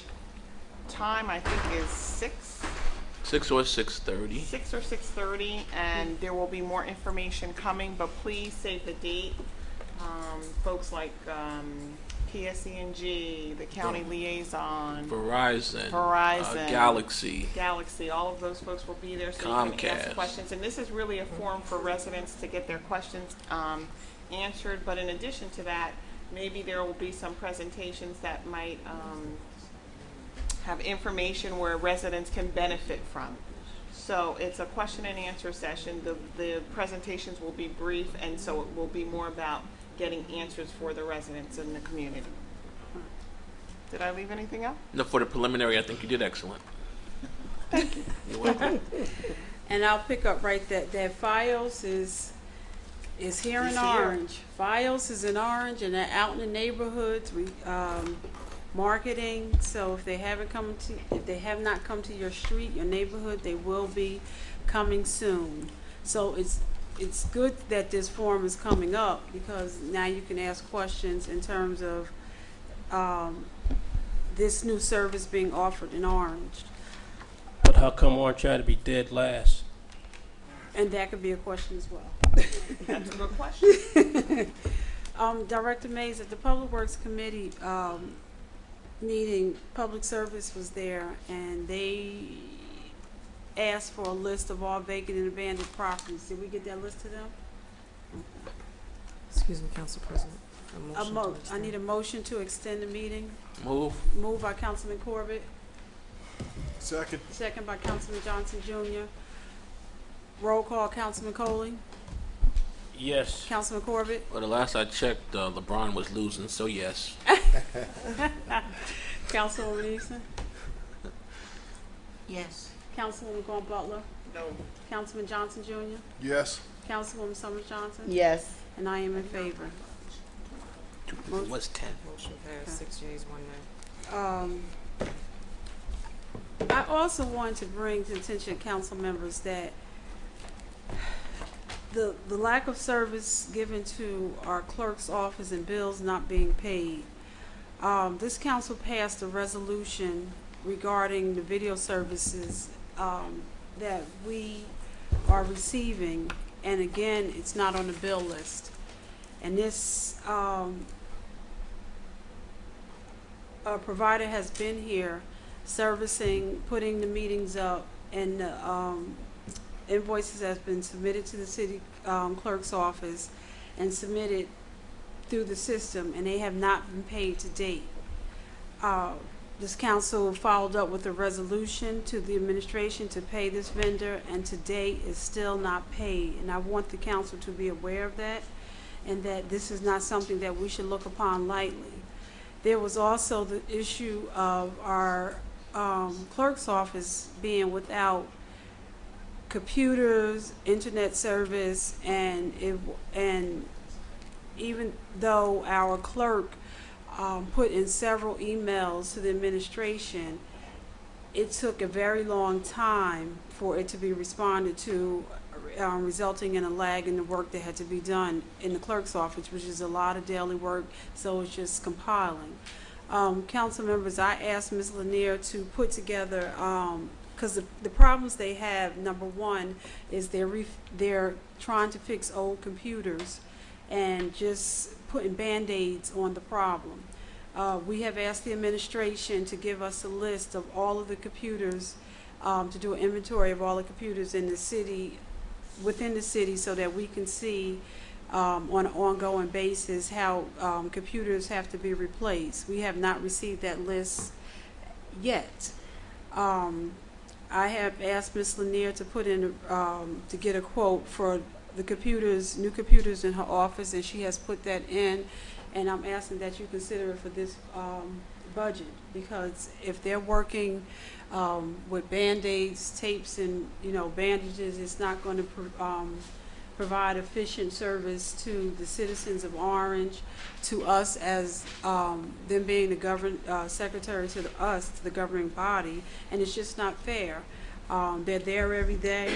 They're there answering the phones. They're there responding to people, and oftentimes delays that happen is a result of them not having the tools that they need. So that, I believe the cost for the computers was approximately about $4,000 total. So I had sent that to Mr. Lurch for us to consider for the final budget, for them to, for that to be included inside the clerk's office. Councilwoman Easton. When are we going to finalize the budget? Shouldn't we have had another meeting by now? They're doing all the paper. They're doing everything now, and so Mr. Lurch will let us know. They're doing the amendments and everything. Isn't that taking a long time? No, we just had when was the meeting last? A couple weeks ago. Yeah, it was a couple weeks ago. I thought we would have had it by now. 2 weeks. It was 2 weeks ago. So. I thought we would have had it by now. I'll call and give you a definitive answer tomorrow.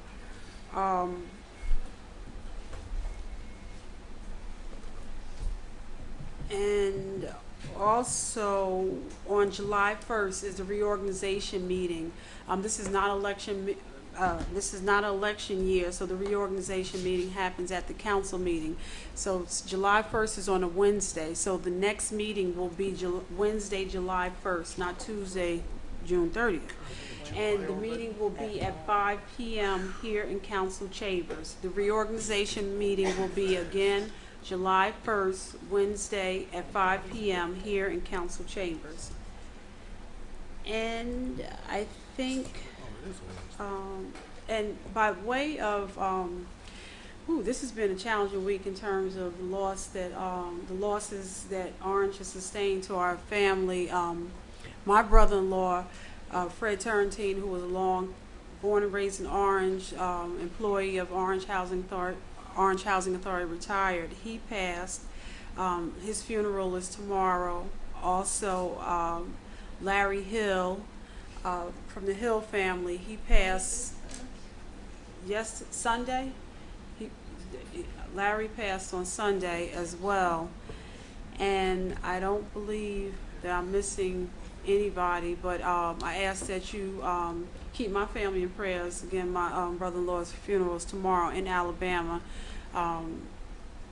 where his family resides at, and he's decided to be buried back home in Alabama. And the Hills family, their information will be forthcoming. That being said, clerk. One other question. Attorney Smith,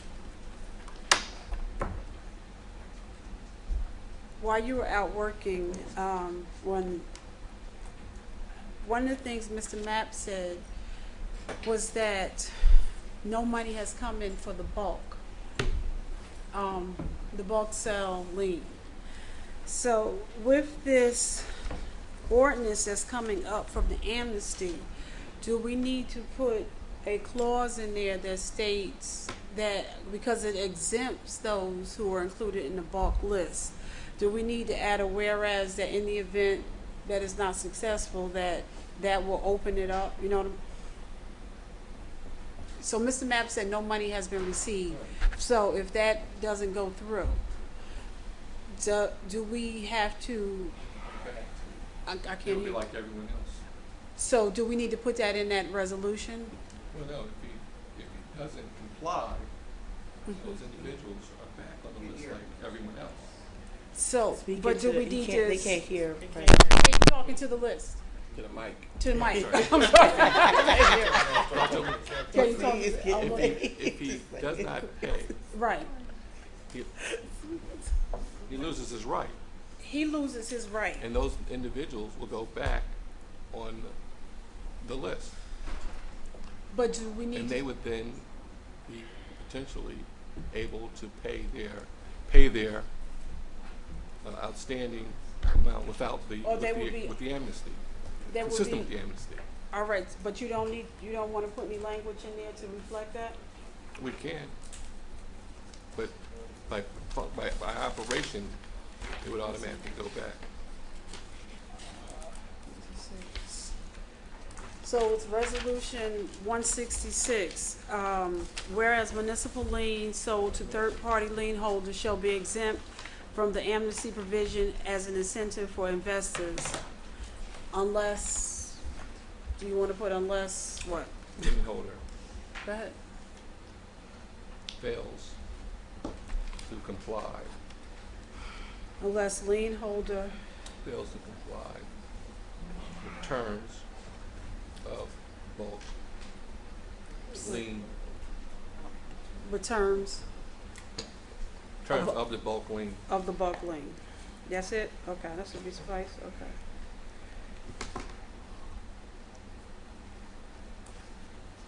All right, so that will be amended at the appropriate time. Clerk, please move the agenda.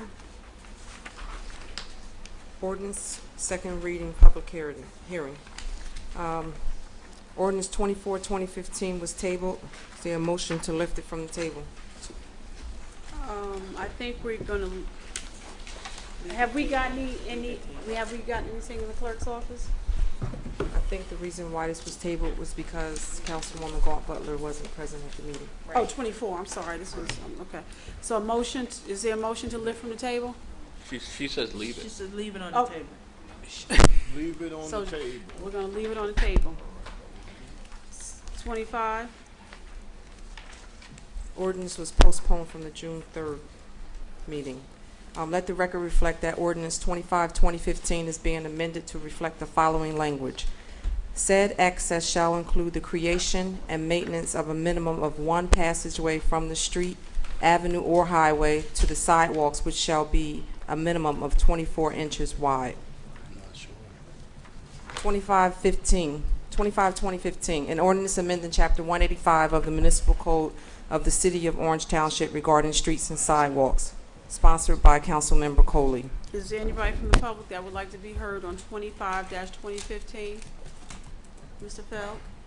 Just quickly, procedurally, don't you need a motion first to amend the original ordinance that was published?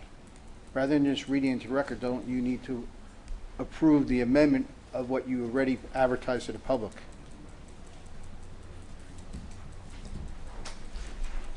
Is anybody else from the public that would like to be heard? Ms. Stewart?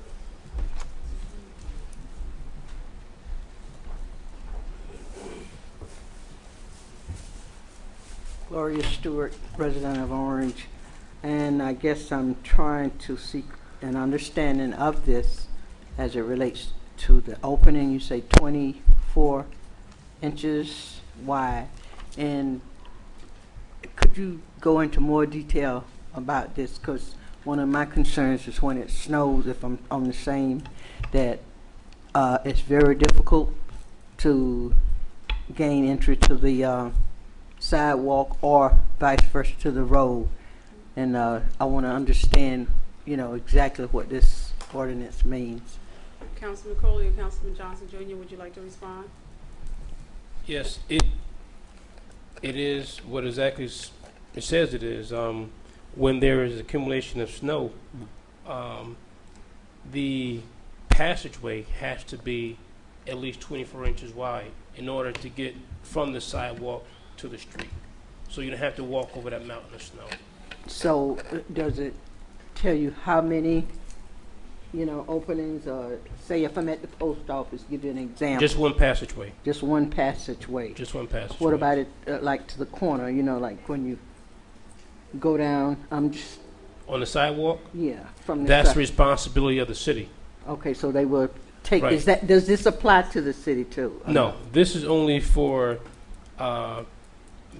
business owners and property owners. Because the Right. city's going to make sure it's done. Right. The curb, Mr. Mayor's help me out here. The curb, as you walk off the curb, as you're walking across the curb, the crossing walk, that's the city's responsibility to keep those passageways clear. Okay. But now, when you are walking from parking your vehicle in front of a store, okay. and then that's that property owner, and this is what this here kind of clears, kind of identifies that the property owner has to have that one passageway. At least one. At least one passageway, at least 24 inches wide. So you can walk from the street to the curb or vice versa. Okay, and given the fact that the stores are close, it should make it even easier, because if each business Has an opening, it it'll should make it. Okay. it should make it a little easier rather than having to walk over those mountains of snow Right. miles that we have been accustomed to on Main Street. Right. Okay. Thank you. Thank you. Is there anybody else from the public that would like to be heard? A motion to close the public Motion. hearing? Second. Motion by Councilwoman Easton, second by Councilwoman Butler. On the motion, seeing none, roll call. Councilman Coley? Yes. Councilman Corbett? Yes. Councilwoman Easton? Yes. Councilwoman Gaunt Butler? In favor. Councilman Johnson Jr.? Yes. Councilwoman Summer Johnson? Yes. And I am in favor as well. Got it. Just a second.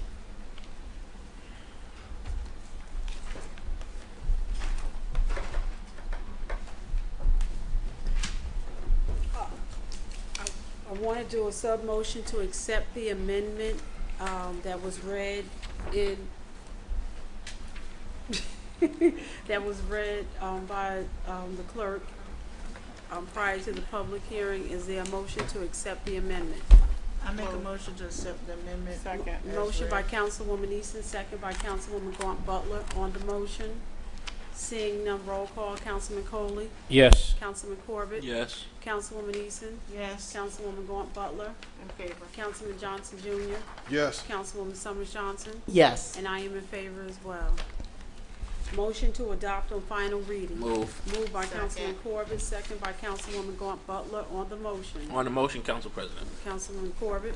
Listening to the revisions to this ordinance that is already on the books as it relates to snow removal, it's very difficult to move snow that's on a corner, a mountain of snow. In most cases, it's going to take a shovel, because once that stuff freezes over, your snow blower is not going to be able to do it. And with the snow plows coming through as often as they do, it piles that snow up, and it makes it extremely, extremely difficult to move that snow. And we're talking, I mean, if you're talking 12 inches of snow, you're talking 2 feet of snow piled up in front of, on a corner. I'm not saying that this is unrealistic, I'm just saying it's very difficult to move that snow with a shovel. Again, because once that stuff freezes over, your snow plow, you break your snow plow trying to move that snow. That's my only concern with this. That they do it Well, in a timely fashion. If they do it in a timely fashion. Council President, on the corner, that's the responsibility of the city, not the storm. But you're asking for homeowners. You said residents. Yeah, not on the corner. That's the curb. If you have a corner property, then your walkway leads out to the street. If you're on a corner, and that's what people are crossing from one side of the street to the other to go onto the sidewalk, right? If you're talking a business is just coming out in front of his business and opening that stuff up. But if it's a resident and that property's on the corner, Well, business can, let's say Brandy's. Brandy's has a corner property. Brandy would have the manpower to move that snow too. Okay, but, yeah, okay. This is just so we're clear. This was created in this for Main Street. You know, for the business. You know, on Main Street. You know, property owners, you can continue to you know, shovel. You know, your walkways the way that you have been doing them. But this was created in the spirit of just making it easier for people to not having to walk over those mountains of snow, mountains on Main Street. I think it should be stipulated in there that it doesn't necessarily apply to the residential property owners. Because if I have to move that snow from the corner, I'm putting it back in the street. You can't. I know you can't, but I'm telling you what I would do. Because I'm not going to pick it up and then set it someplace up. I'm just going to get that snow out my way as fast as I can, as quick as I can. Well, I would suggest you continue to shovel your snow the way that you've been doing all these years. And we can, but we can. So I That's think, just it. I don't wanna necessarily talk clear about that. snow. I don't clear that pathway. and I there don't clear could from be one con- side of the street to the other, so somebody can get up there. They step up on the mountain. But there can But be it's not continued. stipulated in the body. There can be an there But could it's be not continued stipulated. It says amendments. residents in the Council members, it doesn't have to stop here. If we get to this and this passes and we realize it still has to be improved, there can be another amendment to this. So if that amendment needs to do something, but I have a suggestion. If any of the council members have corner properties, they can recluse themselves. but we can. No, I'm looking out for others with the corner property. Council President, Councilman we already, I was just thinking we already approved the amendment. I was gonna say, why couldn't we just include it in the amendment? We're doing an amendment anyway. I mean, Might as well make it say what we want to say now. But what I would say, so that it's not too, why don't we pass it as it is, and then we can come back and improve it? Because if so, it's going to be two. I don't know, Director Mays, what do you think? I understand what it does, what it intends to do. Mhm. What I would like to see is kind of crazy. It would be nice if it had a little diagram on it that showed exactly what it would look like. But I agree with you. It could go for now, but it should have a little diagram. And we come back and if we can get with Legislative Research Officer Harris, and real soon, before the winter months are upon us again, where we can go back and make it more detailed, or to address what Councilman Corbett said regarding residential properties. Because really, the only thing that I do clear is my walkway all the way out to the street, to the curb, and I'll make that more than 24 inches, but that's so that the mailman and others can get to the front door. But the corner, I'm not touching that. Okay. I'm being real, I'm not touching that. All right, so Councilman Corbett. Huh?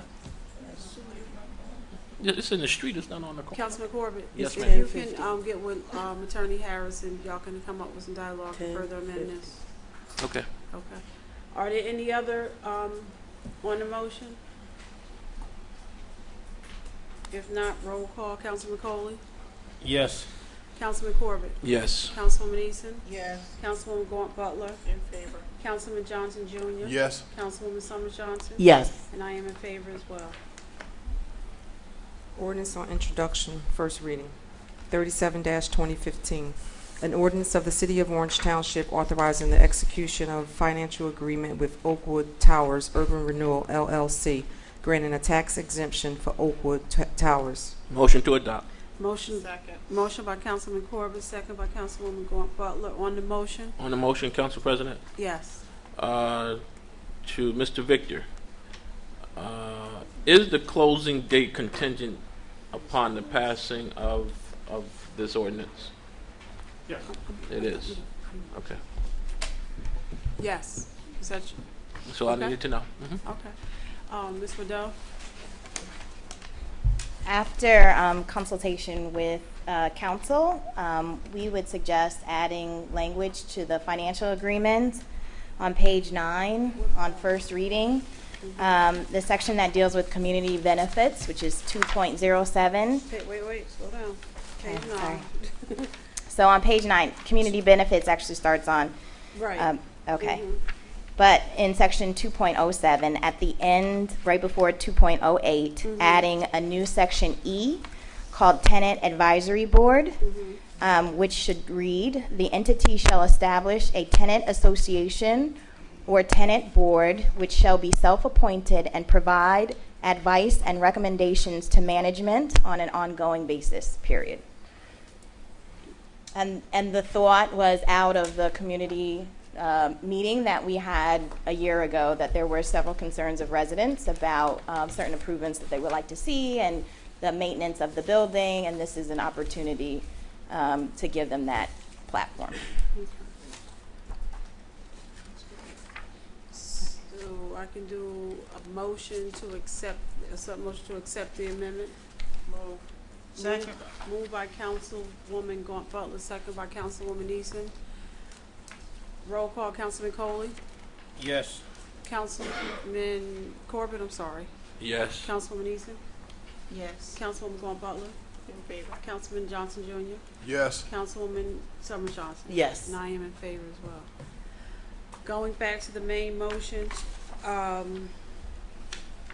accept on first reading, Councilman Coley? Yes. Councilman Corbett? Yes. Councilwoman Eason? Yes. Councilwoman Summers Johnson? Yes. Councilwoman Gaunt Butler? In favor. Councilman Johnson Jr.? Yes. And I am in favor as well. Council President, for the second reading, will that language be reflected in the ordinance? Yes. They will submit. I want to thank the council. Thank you. Don't think this yet, that's only round 1.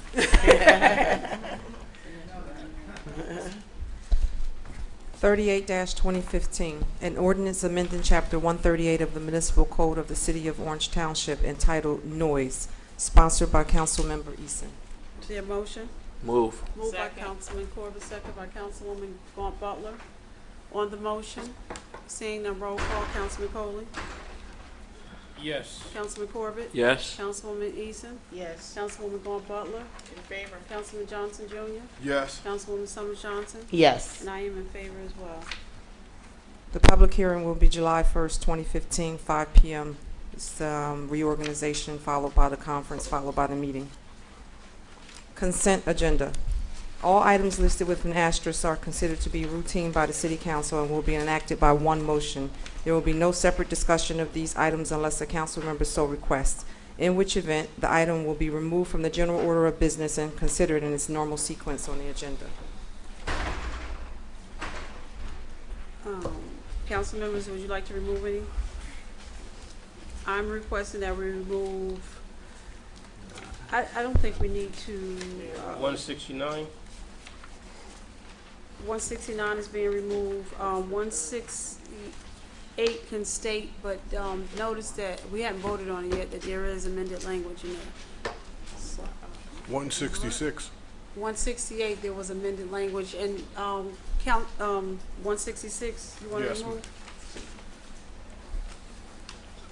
I'm I'm sorry. 166 has the amended language. Attorney Smith, can you read that language again? I have it. Okay. I think it's, Go ahead. I don't know if it's whereas, but it basically says, unless lien holder fails to comply with terms of bulk lien. Okay. You got Councilwoman Eason? I thought we would do that when we vote on it, because we only have 4, right? Right. They can't hear. But that's what I'm saying. We That only have 4, so we're gonna vote them all individually, right? No.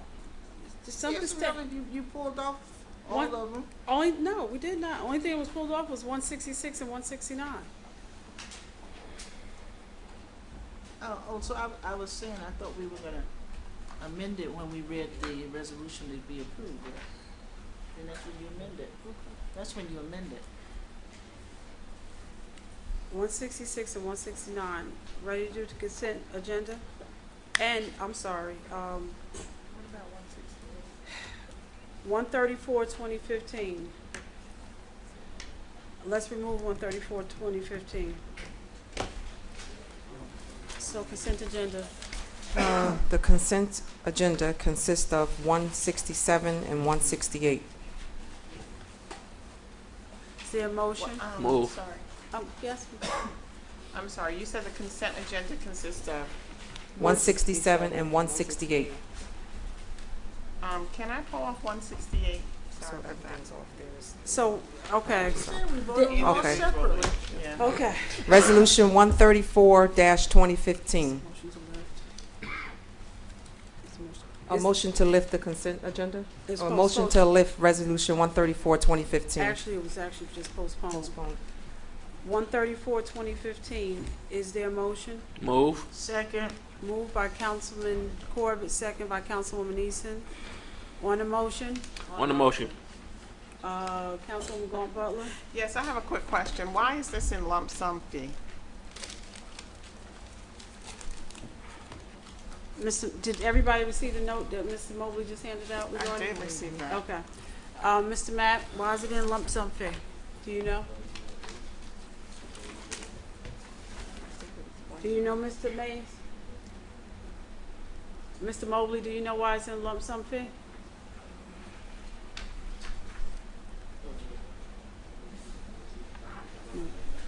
You go. Good evening, Christopher Mobley.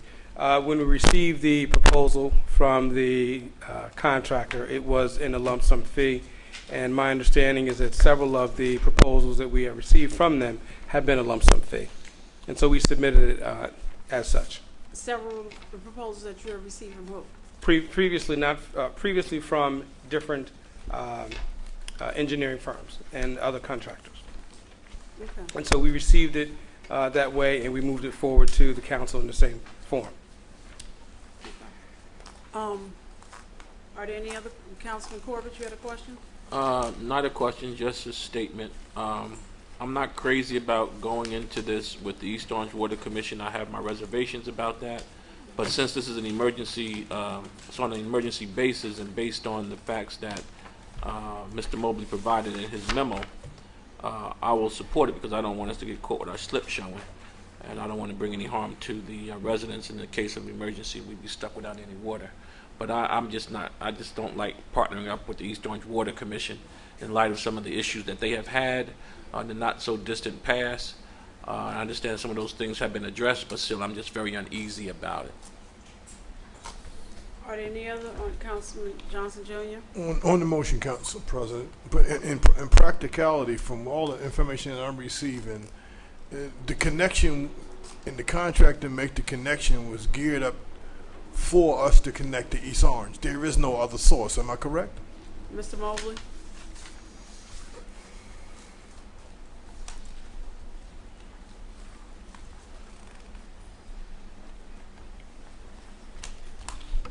Christopher Mobley, as the mayor indicated in his memo to council members, the short answer is no. Correct. What's the long answer? That is the long answer is that, and again, if you read the memo, it would cost us millions of dollars to develop. It's possible, but it would depend on neighboring municipalities' water capacity. And we would probably incur fines on a daily basis from DEP. Okay. Are there any other questions on the motion? Voting on 134-2015, Councilman Coley. No. Councilman Corbett. Yes. Councilwoman Eason. Yes. Councilwoman Gaunt Butler. Yes. Councilman Johnson Jr. Yes. Councilwoman Summers Johnson. Yes. And I'm not in favor. 5 yeas, 2 nays. Motion passed.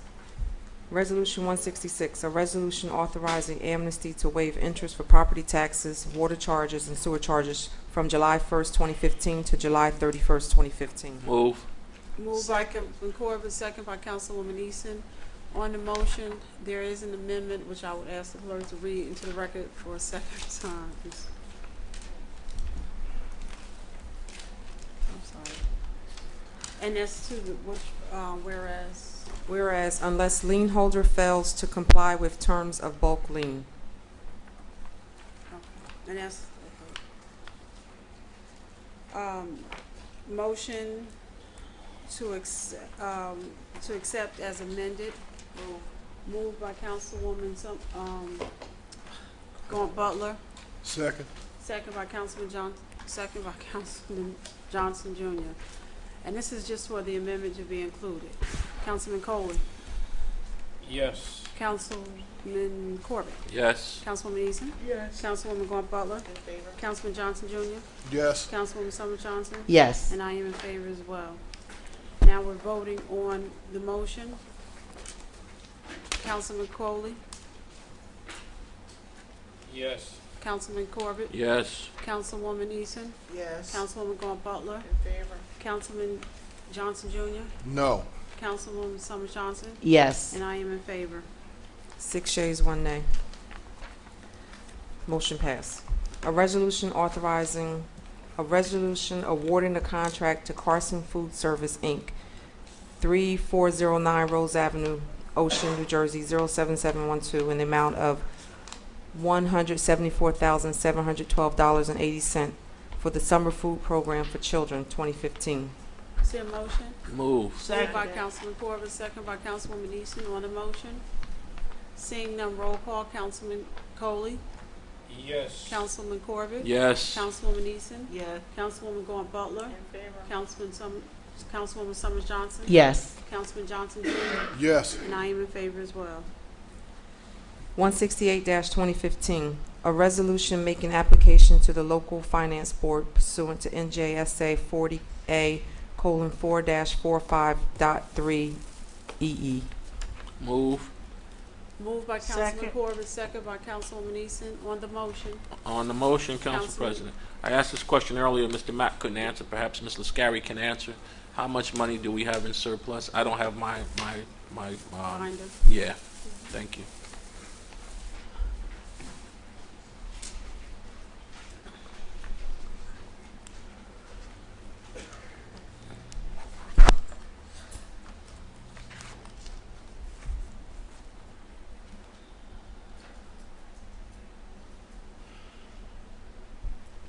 Joy Lascari, CFO, I don't have that specific answer, and until the audit comes through, we won't know exactly either.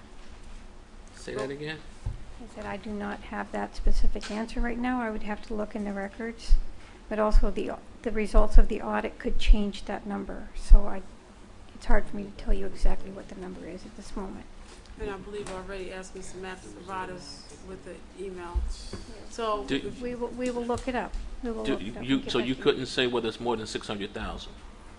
I believe that it's more than 600,000. Yes, the balance would be there. All right, thank you.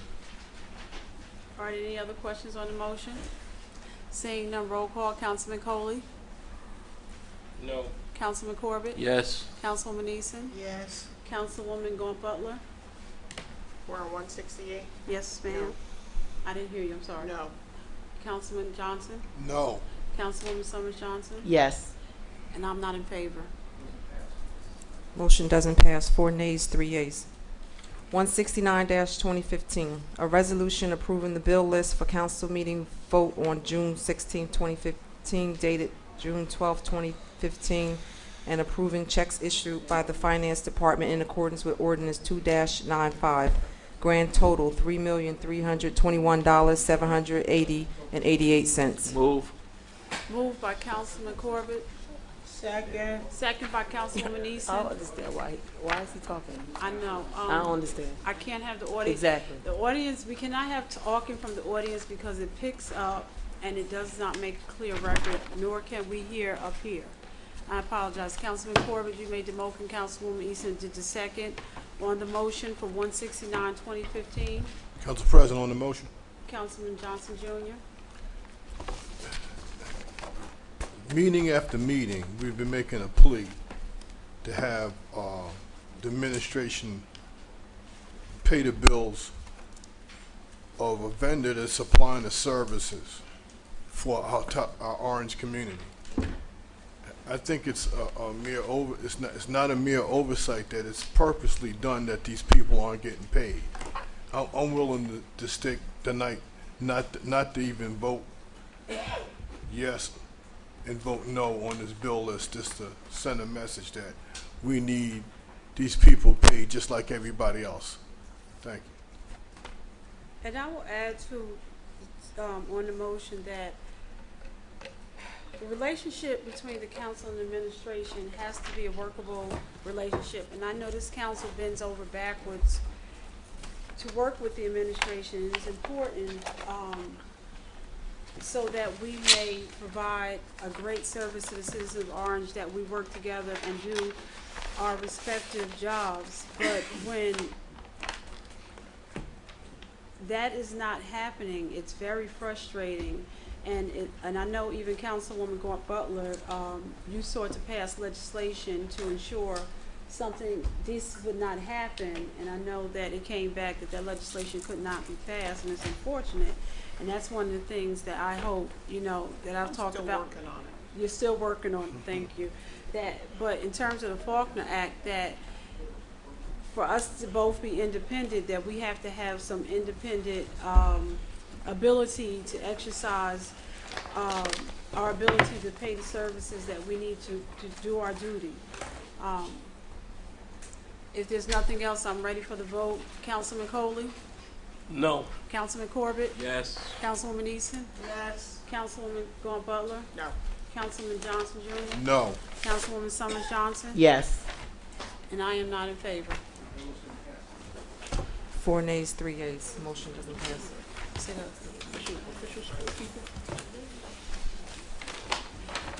Before we close, other business, Mr. Matt?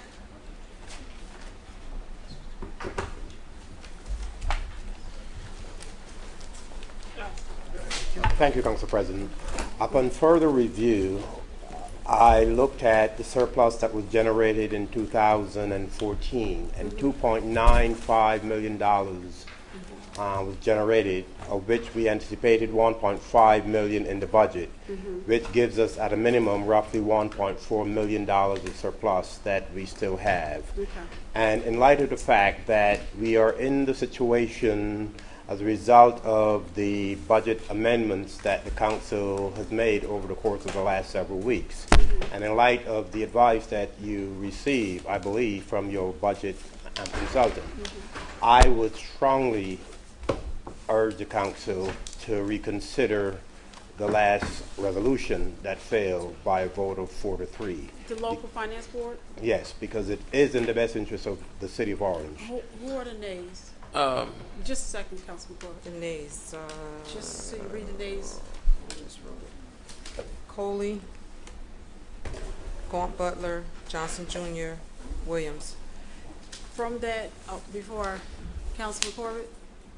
Well, I was going to say that I certainly haven't heard anything from our from our budget consultant. Perhaps if he would have been here to express the importance of that, then maybe it would have went differently. But I certainly haven't heard anything from him. Before we Yes, I did. But the rest before of the we council, conclude, maybe some Council others didn't hear President. from it either. yes, sir. Did you make this plea to get them paid to administration that you're doing for this resolution right here? That's a totally different issue. No, I'm just, it's either yes or no. Did you make a plea for the vendor to, did you make the same plea It's for either the yes or vendor no. to be paid? No, I have not. Okay. Okay. So regarding the, so that the local finance board can submit an application, of the nays, is there a vote for reconsideration on,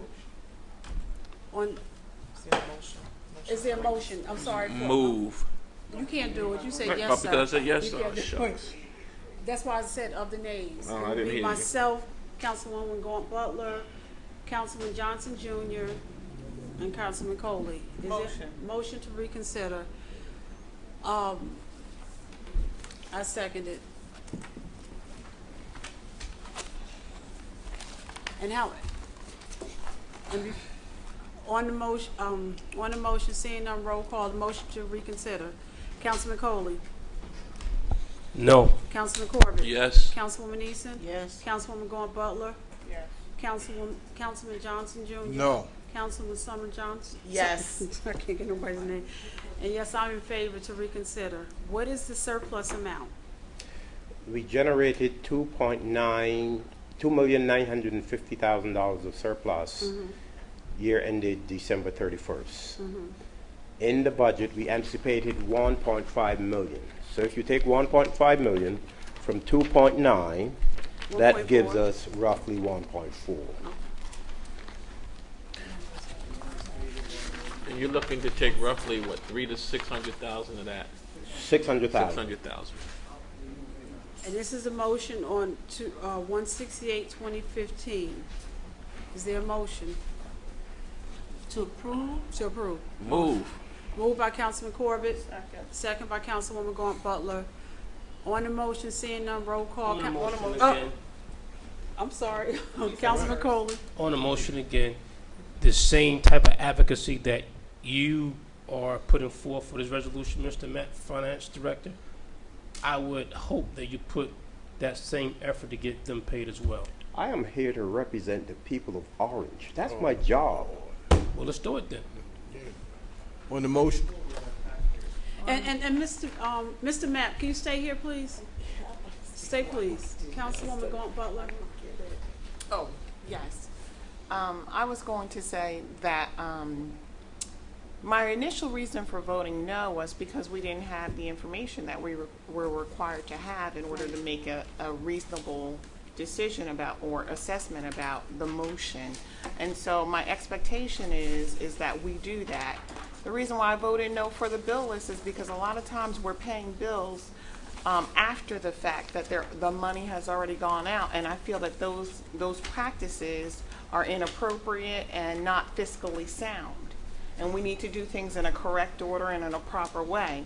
And so when I'm making fiduciary decisions up here for the citizens of Orange, I'm making sure I'm spending their money properly and in the best way and with a protocol and a high standard of expectation for the residents in this community. And so that's why I voted no.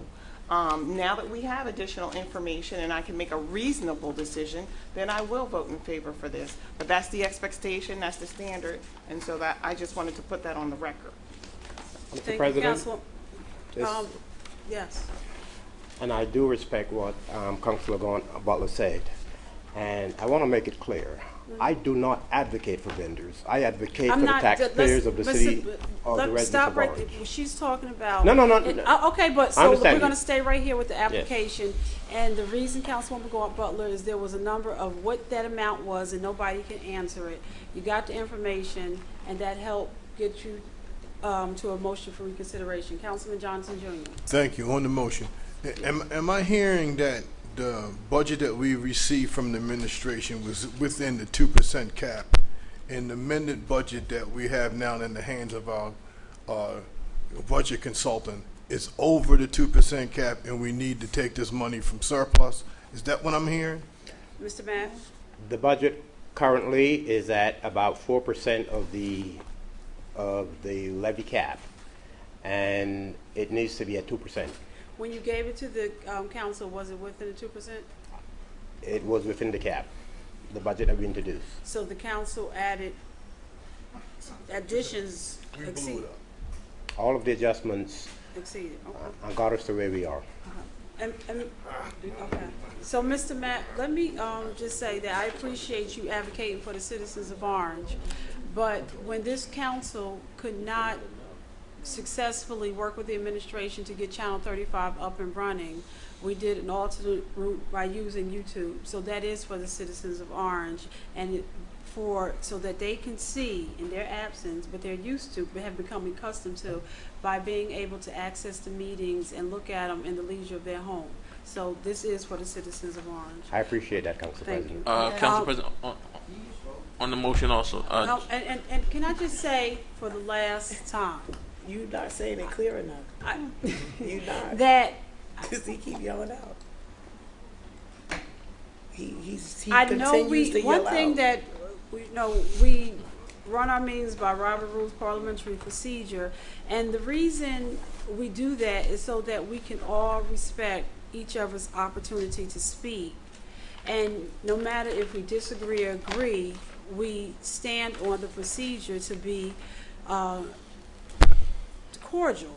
So I'm going to ask Director Wade to ensure that by any means necessary that that's enforced, that in terms of people, because you're the police director, and I'm just saying from your department, I'm sorry, but the police are here to ensure that there's, that people are not speaking out, and I don't want to keep interrupting the meeting, but it's very important, not so much that you're doing something against the council, but there's recording going on. So to speak over people and so people can understand clearly and be able to respond, it will be helpful if we just all are respectful of one another. And I would just ask you that in terms of speaking to your officers to let them know, Director Wade. Are there any others on the motion? On the motion? Yes, sir. Mr. Harris, maybe you can answer this, or maybe you can answer it, Mr. Matt. Just because we give the administration the approval to go to the local finance board, still does not say that because this is still the council's budget, still does not say that we have to agree to whatever the administration is trying to accomplish. I just want to make that clear. You are absolutely correct. At this point, the goal is to be able to get the budget within the cap. Right. And as it stands right now, we have a $600,000 problem. And to get them on the July agenda. And it doesn't even mean that the local finance board is going to say, Right. you got to get over two hurdles. Absolutely. We have to go down and make our case. Yes, Right. you have to make your case. They have, and residents do have the right to appear at the local finance board and to be heard at the public session. So they will be listening to everybody that is speaking. Councilwoman Eason? I just want to say, and Mr. Knapp, he was skirting the issue earlier, instead of point blank saying, we need to do this so we don't have to face layoffs. We don't want anybody to lose their job, so this is a way of trying to secure, we're already down too many people and we need more. So we don't want anybody to think about they're not going to have a job this summer because we failed to do something that we could to help them keep their job. The other issue about them not paying I think what we need to do tomorrow is find out who is blocking that payment, who has not signed off on it, and then go head on with that person to make sure that bill gets paid. I think Councilwoman Eason, it's stopped at the business administrator's office.